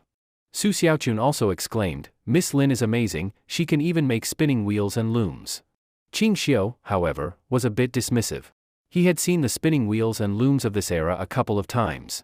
Many farming households in the village had them. The principle of a spinning wheel was very simple, spinning hemp into thread, then using a loom to weave rough linen cloth. This was common in the Tang dynasty. Silk and brocade were not too different in principle, just with a few more delicate steps than hemp cloth. Actually, Qing Xiu had thought of designing more advanced and refined spinning wheels and looms, but due to being busy with other things, he hadn't had time to design them. Although he didn't consider himself capable of designing top-end textile machines, designing something like Huang Daopo's or even the spinning jenny wouldn't be difficult. Huang Daopo's machines only had a few more parts than current machines but increased efficiency by about 5 times. The spinning jenny was even more impressive, efficiency increased dozens of times. Before time traveling, his mother-in-law's home had one, passed down from his ex-wife's great-grandmother. He used to study it whenever he visited. Now his memory was abnormally strong. Just thinking a bit, the structure of the spinning jenny appeared in his mind. Currently, Qing Xiu's God's eye view already exceeded a diameter of 3,000 meters, and his physical strength was several times that of an ordinary person. In short, he was absurdly strong, his arm strength was at least 1,000 catties. Lifting a cauldron should be no problem, though he hadn't tried yet. Lin Feifei was a little shy after being praised. Suddenly Qing Xiu asked, how are your needlework skills, Miss Lin? Lin Feifei nodded, not bad. I've been taught needlework by my mother since childhood. Cutting and making clothes is no problem. Qing Xiu's heart stirred. Controlling his excitement, he asked, how does your tailoring precision compare to a clothing shop? Lin Feifei said with some pride, Marquis Qing, not to brag, but in all Jiangnan, you won't find a tailor better than me. The clothes I wore when first visiting Marquis Qing were personally rushed by me. Qing Xiu asked again, can you make elastic mesh garments too? Lin Feifei nodded lightly, yes. As long as I have the fabric, making them isn't difficult. Qing Xiu smiled lightly and said, then I'll give you a drawing later. You help me make a few pieces of clothing. Lin Feifei's pretty face turned red. She nervously looked at Su Xiaochun and Zhang Sun Pingting. Su Xiaochun spoke with a resentful tone, husband, an unmarried girl only makes clothes for her future husband. Your request is a bit excessive. Ah, that's true. Qing Xiu said awkwardly, Miss Lin, my apologies. But Lin Feifei bit her lip and, blushing, said, since Marquis Qing is willing to help me, then helping him make a few clothes is only right. I also ask the two madams to rest assured, this is only my way of repaying the Marquis. Since she said this, Su Xiaochun couldn't refuse, or she would seem petty, so she nodded. Qing Xiu smiled and said, since that's the case, this afternoon I'll give you the drawing and fabric. Please rush to make it for me as soon as possible. My dear, once Miss Lin finishes her meal, arrange a room for her in the back courtyard so she can stay in our home for now. Once the textile workshop is up and running, we'll find her another place to stay. Su Xiaochun happily nodded in agreement. Qing Xiu went to the back courtyard, filled the room with ice blocks, shut the door, and excitedly began drawing. Various camisoles, stockings, and lingerie came to life on paper. Recently, he had tried getting the village women tailors to make these things, but unfortunately, their needlework was too poor, they couldn't make what he wanted at all. He also didn't want to go to a clothing shop to make these outfits. If it got out that these were lingerie items, he'd be utterly shamed. He was a marquis, after all, he couldn't afford such disgrace. But he wanted them so badly. Lin Feifei had eaten and rested for half the afternoon, regaining a good bit of energy. Su Xiaochun also had the servants clean out a room in the far end of the back courtyard. Lying on the bed, Lin Feifei cried silently and muttered to herself, Father, Mother, Big Brother, I will definitely avenge you. I will definitely find my younger sister too. At that moment, there was a knock on the door outside. Who is it? Lin Feifei called softly. It's me. Qing Xiu's voice came from outside. Lin Feifei didn't dare delay. She quickly put on her shoes and rushed to open the door. Greetings, Marquis Qing. May I ask what brings you here? Lin Feifei asked softly. Qing Xiu didn't wait for permission. He walked straight into the room and said, close the door. Lin Feifei's heart jumped. Her cheeks flushed red and she grew nervous. Marquis Qing. I'm not that kind of person. What to do? If he tries to force me, should I scream for help? Lin Feifei was instantly filled with panic. Did I just escape the wolf's den only to enter the tiger's? Qing Xiu's face turned dark, and he said in a deep voice, what are you thinking? I came to give you the drawings so you can help me make clothes. Realizing she had misunderstood, Lin Feifei's face turned crimson. She closed the door and said awkwardly, sorry, Marquis. I misunderstood. I'm truly sorry. Qing Xiu waved his hand casually, it's nothing. Come take a look at the drawings. Lin Feifei composed herself and walked over to the table to examine the sketches. She didn't think much until she glanced at them. In that instant, her recently calmed heart was thrown into chaos again. Her face turned even redder, and she looked at Qing Xiu with a strange expression, utterly embarrassed. She had studied sewing with her mother since childhood and could tell at a glance that some of the exquisite little garments were specially designed to fit the shape of a woman's soft chest. So, this was the kind of perverted Marquis of Lantian he was. Lin Feifei had never seen garments like these, but she immediately recognized they were designed for a woman's upper body shape. What were the triangular pieces with lace trim beside them? And the other triangle, connected on both sides with straps to a long tube-like item, what was that? Were these all clothes? Noticing her puzzled look, Qing Xiu casually explained, Miss Lin, don't jump to strange conclusions. These two semicircular small garments are indeed designed based on a woman's upper body shape. He continued, this design is because after childbirth, as age increases, breasts begin to sag. Clothes made this way can prevent sagging. As Lin Feifei thought it through, she no longer felt embarrassed but said with surprise, hearing Marquis Qing's words, I now understand the purpose of these small garments. They truly serve to prevent breast sagging. Blushing, she quietly glanced at Qing Xiu. He was blind and couldn't see her expression, so she relaxed and no longer hid her gaze. But wait, if he couldn't see, how could he design such things? She asked, did Marquis Qing draw these diagrams? Qing Xiu shook his head and smiled, I cannot see. These illustrations were done by professional artists. Lin Feifei nodded in understanding and asked, does this item have a name? Qing Xiu cleared his throat twice and said, I intend to call it a bra. Lin Feifei's face flushed again. After thinking carefully, she said, I never thought Marquis Qing could come up with such an apt name. I admire it. But what about the triangular garment again? What is it? Qing Xiu explained seriously, that is called underwear. It replaces loincloths, simple and comfortable, and it prevents soiling of underparts. It provides good isolation from outside. Lin Feifei immediately understood. Her face turned rosy once more. She looked at Qing Xiu shyly, more curious about what was inside his head. A marquis designing these small things. Ching Xiu said solemnly, Miss Lin, if you want to make a name in textiles, you need these items. All women care about beauty, they do not want sagging breasts, nor diseases due to unhygienic clothing. Bras and panties will bring health and beauty to you women.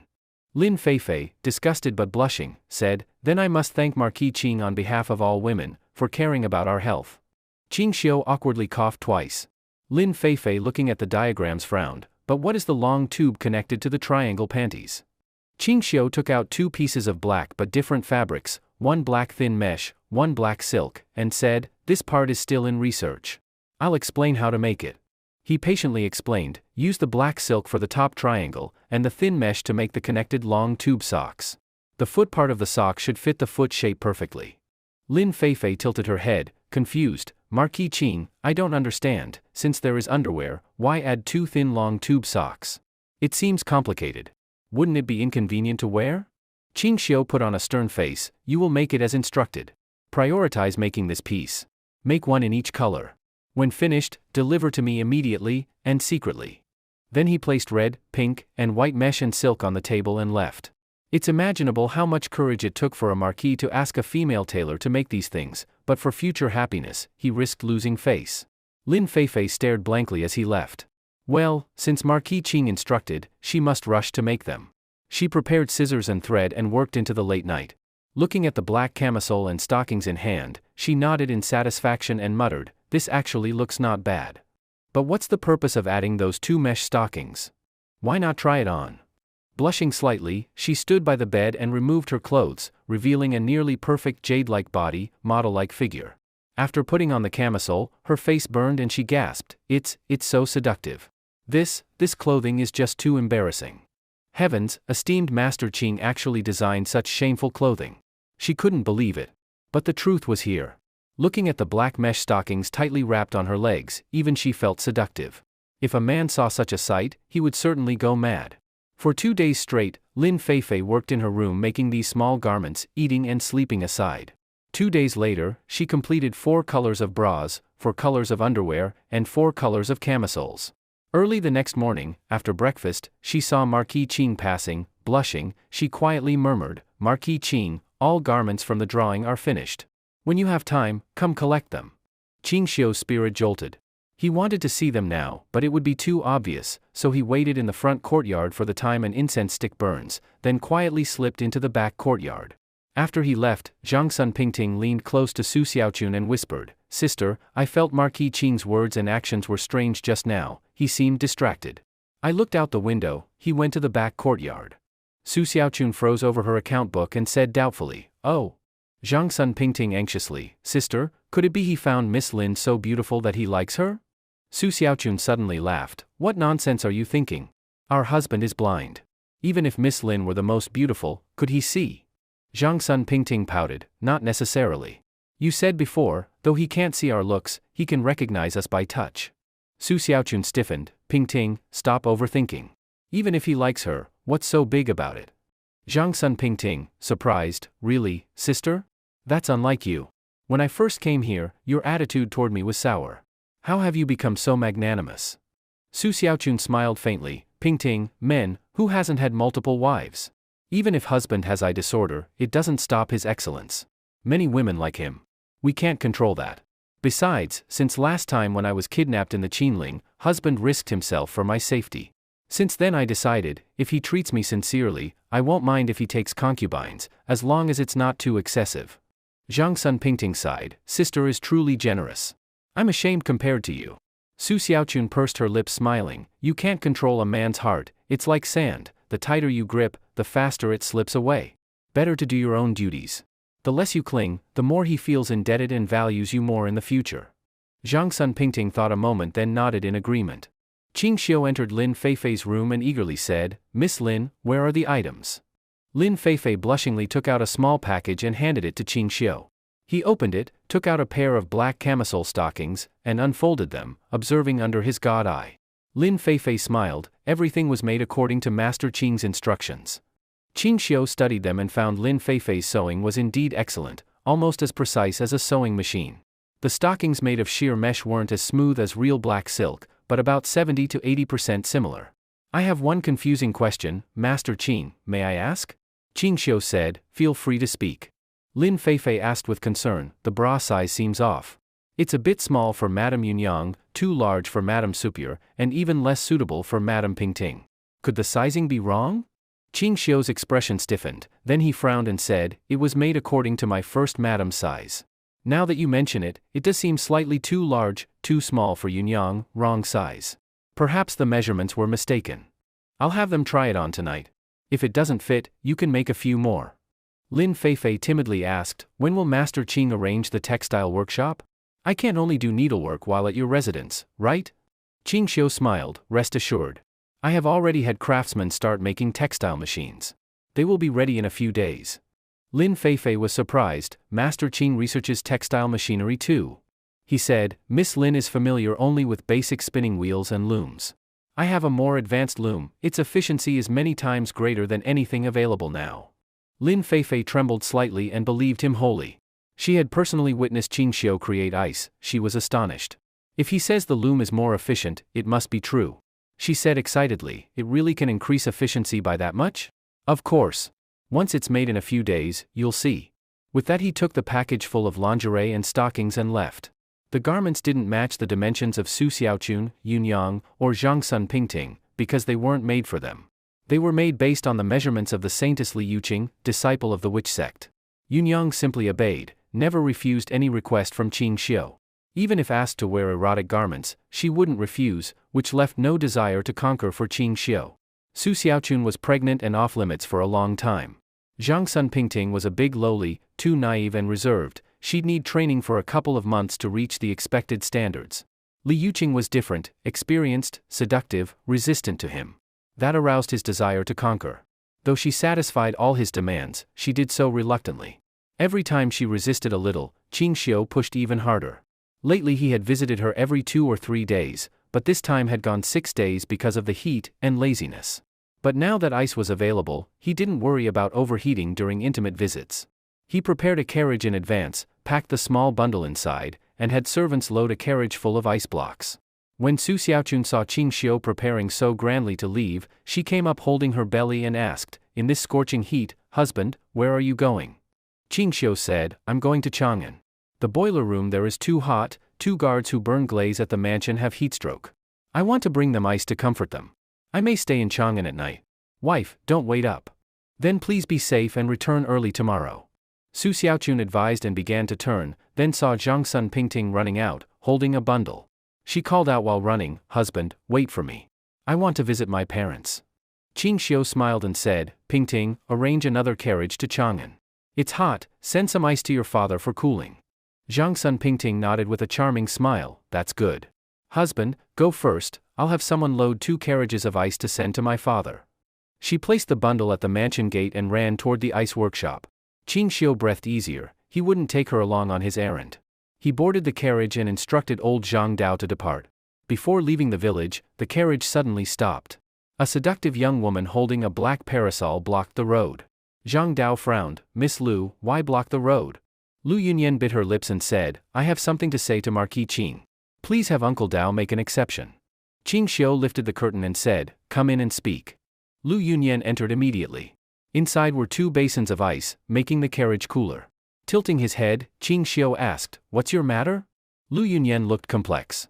Marquis Qing, could you spare my senior sister and Fairy Sienna? You must be joking, Qing Xiu immediately sneered. Impossible. Don't hope for it. 10 days earlier, she had met Xiao Shuixian, Qing Xiu had allowed them to reconnect. She knew their plight, fully helpless. She had held back for 10 days already. Today she could no longer suppress it and came to speak. Her expression was sad. She slowly slid down from her seat and knelt before Qing Xiu, pleading, our sect leader is elderly. When I left, she had little time. My senior sister, as saintess, would lead after her death. Now my senior sister is under your power. If the leader disappears, the sect loses direction and will fall into chaos. Handling it would be troublesome. Please spare my senior sister and Fairy Sienna.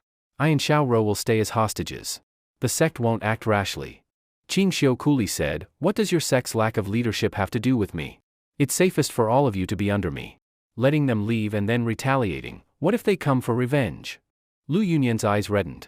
She bit her lip and begged, then, what if I and little Sienna stay as hostages, and you let my senior sister go to preside over affairs? I beg Marquis Qing for mercy. She cowed out immediately. Qing Xiu shook his head, impossible. You may go. Do your duties properly. Other matters are none of your concern. Lu Yunyan raised her head, her face turned sorrowful but seductive. She knelt without rising, untied her belt, revealing one shoulder, then slipped off her clothes, leaving only a white silk underdressing. As Qing Xiu admired her half-hidden body, he asked, "What do you intend?" Lu Yunyan closed her eyes, eyelashes trembling, face flushed. "I know Marquis Qing has taken my senior sister's body and won't let her go because you're not yet tired of her. I believe my beauty is not inferior to hers. Release my senior sister, and I will serve you instead. Please have mercy." She buried her head again, shame in her eyes. Qing Xiu immediately grinned. Thinking it over, he nodded. "Fine. I can agree, but not now." Her expression froze. Anxiously she asked, "When can you release her to go to the Miao village?" He roughly calculated that 10 days remained of the 1-month agreement with Li Yuqing. They must wait until then. In at least 10 days, up to half a month. "I will release her then." She sighed in relief and nodded. "Good. Then thank you, Marquis." Qing Xiu lifted her chin and traced his finger across her face. Lu Yunyan blushed, her breathing quickened, her heart pounding, wondering if he intended assault in the carriage. But it turned out she overthought. He said, "Remember what you said earlier. I must depart now. Please get off the carriage quickly." She didn't hesitate. She dressed and exited. She let out a bitter but relieved smile, her heart unburdened, though she lost herself in the bargain. But if it meant her senior sister could lead at the Miao village and prevent internal slaughter of the sect, then the sacrifice was worthwhile. The carriage, taking its familiar route, arrived at Zhao's village. Qing Xiu jumped out of the carriage with the small bundle, walked to the courtyard where Li Yuqing stayed, pushed the gate open, and headed straight to a door that was tightly shut. He opened the door and walked in. A pair of eyes immediately fixed on Qing Xiu. At that moment, when he saw Li Yuqing, Qing Xiu visibly froze, his heart immediately grew hot.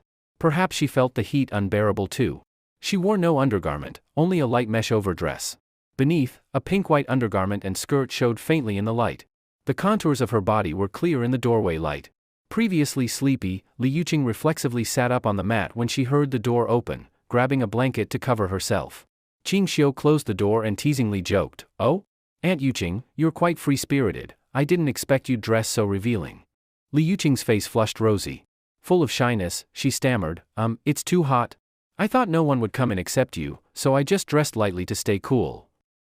Could you go out for a moment? I'd like to change clothes first." Seeing her more shy than before, Qing Xiu smiled lightly. "I'll bring others in later. You first change clothes." With that, he left the room. Bring others in? Li Yuqing's heart skipped. Doubt, then pale fear washed over her. He's not planning to introduce someone else to sleep with me, is he? Li Yuqing felt despair and hurt, so this person always treated her as a plaything. 6 days without visiting, perhaps he grew bored with her toy. Planning to pass me to someone else? Thinking this, Li Yuqing felt as if her soul died. She mechanically changed into more modest clothes, her gaze growing firm. If he truly plans to give her to another, she would rather die than submit. But, what purity do I still have? Her expression turned mournful. The brief feelings of affection she had opened toward him during their past encounters vanished in that moment. Soon footsteps sounded again. The door opened. In walked a young man known only as the Zhangsun young master, carrying 2 wooden buckets. She didn't notice what was in the buckets. With deadened eyes and sad expression she said, "After all these days together, I thought you were a decent person. My resentment toward you had already faded, I even began to like you. Only now I see." Li Yuqing forced a sad smile. "Only now I realize I was deluding myself." Qing Xiu looked stunned. What is she talking about? Her gaze chilled and tone resolveful. "Even if I was forced to sleep with you, you were my first man. I will not sleep with a second. Abandon any hope you had to give me to another. If you've played with me enough, then grant me death. It would be better than humiliating me this way." Her voice cracked. Tears filled her eyes. Despair and stillness filled her heart. Qing Xiu looked bewildered. "I cherish you, Aunt Yuqing. What nonsense are you talking? Serving you is the happiest thing in the world. How could I ever give you to someone else?" Li Yuqing was stunned. She asked quietly, "You won't give me to someone else as a toy?" Qing Xiu wryly shook his head. Li Yuqing parted her lips softly, biting her lip. "Then why did you say you'd bring others in? Didn't that mean giving me away?"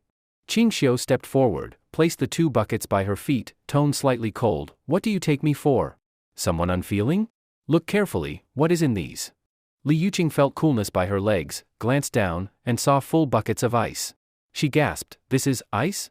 In this blazing heat, you actually brought ice?" Qing Xiu displeased, "Didn't I say I'd bring others in, to bring you ice for cooling?" With that he called, "Hurry up, don't dawdle, bring the ice in." "Marquis, coming, coming." 7 or 8 people entered in order, each carrying 2 buckets filled with ice. Seeing this scene, Li Yuqing was frozen in shock. The skin on her soft cheeks visibly reddened, and her eyes shyly glistened with tears. She wished to vanish. The misunderstanding was huge. After all the ice was brought in, the room filled with cool air, the temperature began to drop. After everyone left, Li Yuqing looked at the 17 or 18 buckets of ice in the room. She immediately burst into tears. She hurriedly bowed her head and whispered, "You came all this way just to bring me ice?" Though she tried hard to control herself, her voice trembled. Qing Xiu tore his shirt off and tossed it on the bed. Wiping sweat, he said, "Don't talk nonsense, what else did you think I came for? In this sweltering heat, you must be suffering. You traveled so far to bring me ice to cool me down. Not only did you not seem grateful, you even considered me someone who'd heartlessly give you away? You have no conscience at all." Though he was the original sinner in this affair, now he spoke as the wronged one. His words fell into Li Yuqing's ears changed. Tears streamed down her reddened eyes. She turned away, guilt and regret marking her face.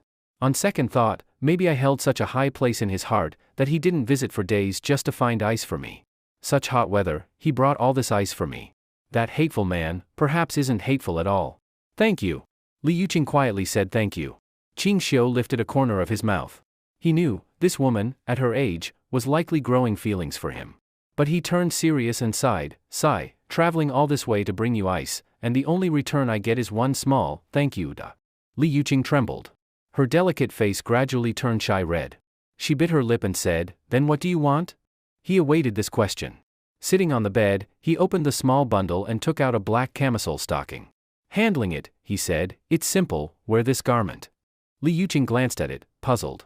She'd never seen such clothing and didn't know how to wear it. She looked at him and lowered her head in a small voice. "Collecting so much ice and bringing it here must have been hard. Thank you. Why do you treat me so well?" Qing Xiu's lips tightened. Women. They're creatures prone to growing affections over time. He clenched his teeth and brushed aside any shame. With seriousness he said, "Even if we only slept once, or even 100 times, even though you weren't wholeheartedly consenting, in my heart, you already are my woman. I can't stand my woman suffering. Not only today, but as long as you stay here, every day I will send ice. I will not let my woman endure heat." As he spoke, he also felt goosebumps rise.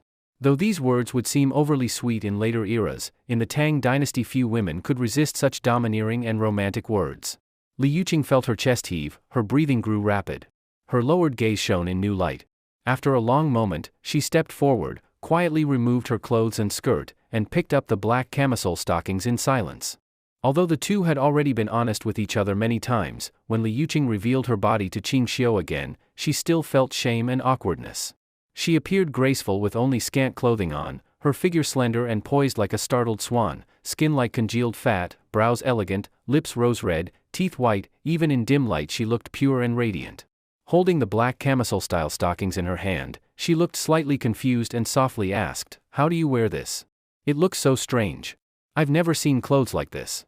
Her voice was sweet and softly tender, naturally charming.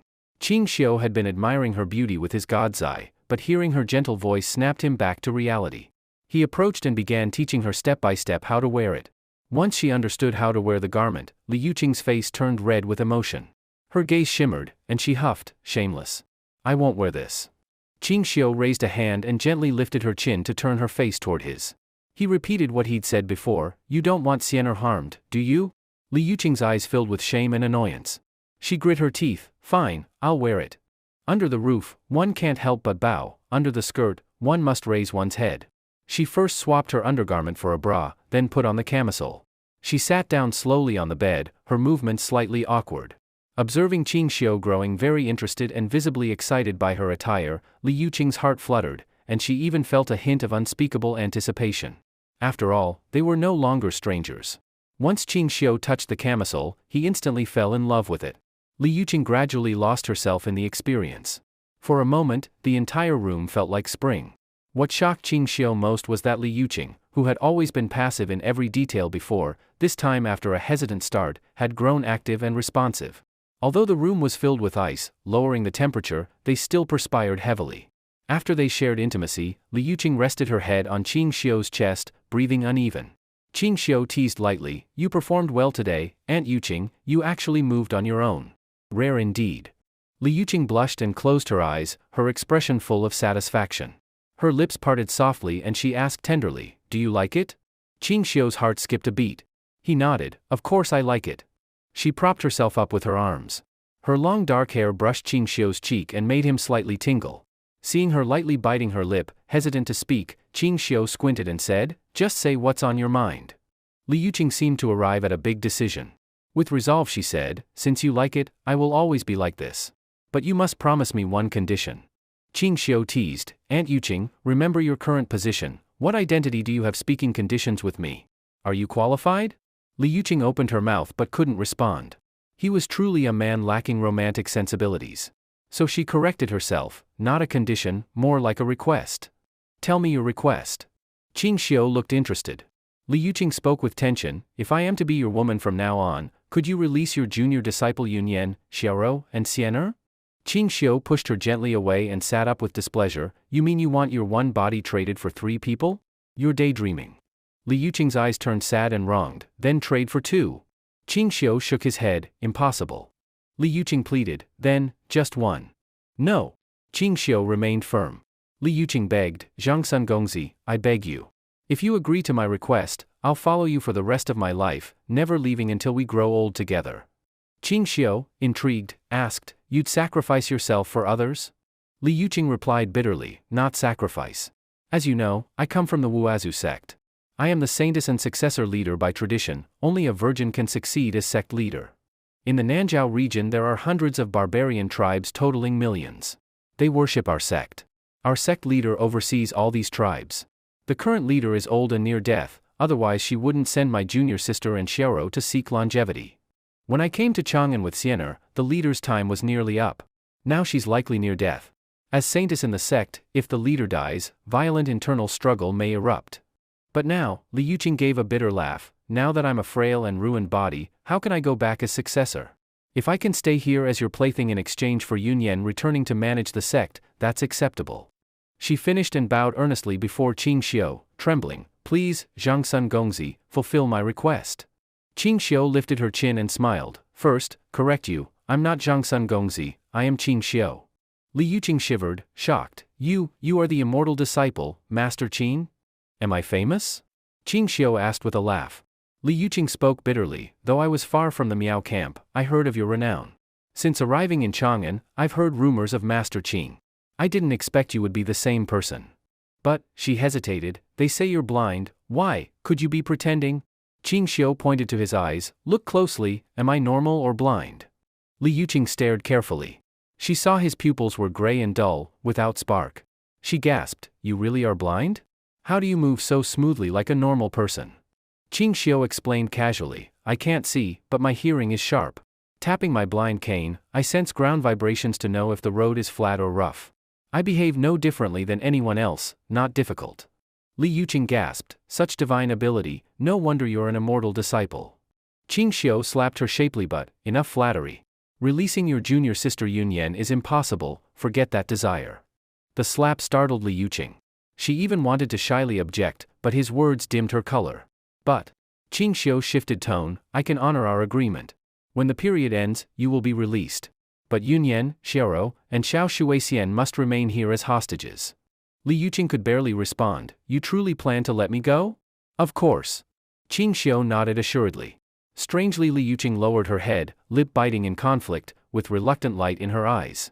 Ancient women greatly valued virtue. Regardless, Qing Xiu had been her first man.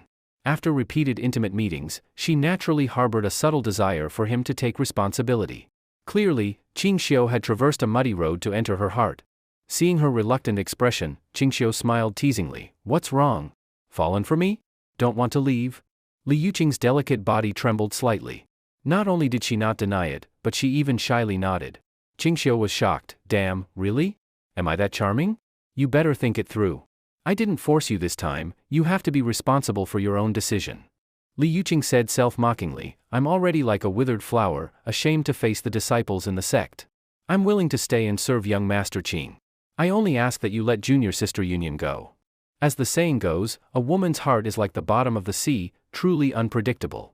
Qingxiu couldn't help but reach out with his Lushan-like hand again, and in a moment, Li Yuqing was already gasping sweetly. Taking this opportunity, Qingxiu asked, "Since when did you start having feelings for me?" Li Yuqing's pretty face blushed, her gaze dreamy. "From the moment you brought me ice to cool down today, I was moved. In this scorching summer, it must have taken a lot of effort to get so much ice. I thought I was just a plaything to you, that you'd toss me aside when you were done. I never expected you to go to such trouble to ease my suffering in the heat. You may act indifferent toward me, but in your heart, I matter to you, don't I?" She shyly glanced at Qingxiu, as if trying to find a clue in his expression. Seeing Qingxiu's face show disbelief, she was even more convinced that he truly cared for her, which made her feel a bit sweet inside. But that wasn't the case. Qingxiu's disbelief was due to how wildly imaginative she was. This girl's brain was something else. Qingxiu simply pretended to be annoyed. "Can't believe you saw through me, didn't even leave me some face. You're really asking for it." Seeing him admit it, Li Yuqing's heart leapt with joy. She had a "so it really is like that" look and became even more sure of her decision. Blushing, she said, "I'll accept whatever you do." Seeing her like this, Qingxiu once again became eager and moved in. While they were rolling in the sheets, in Chang'an City, at the residence of Li Gang, guests crowded the place, but Li Gang was not receiving visitors. He had received word in advance that the clan leaders of the Wang family of Taiyuan, the Lu family of Fanyang, and the Zheng family of Xingyang were coming to visit.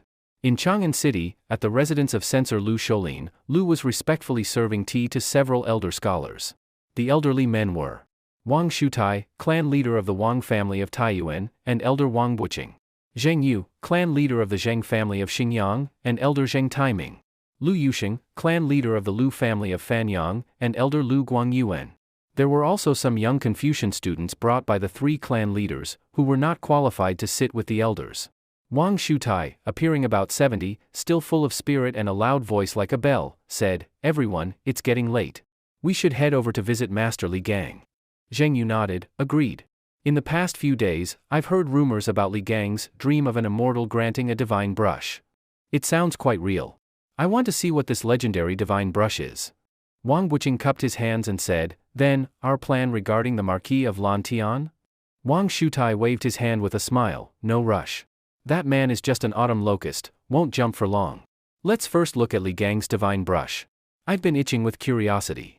Lu Shoulin, who was serving tea nearby, interjected, "I heard that Master Li Gang's eldest grandson, Li Anren, after receiving the divine brush, had an epiphany as if enlightened by heavenly wisdom. He suddenly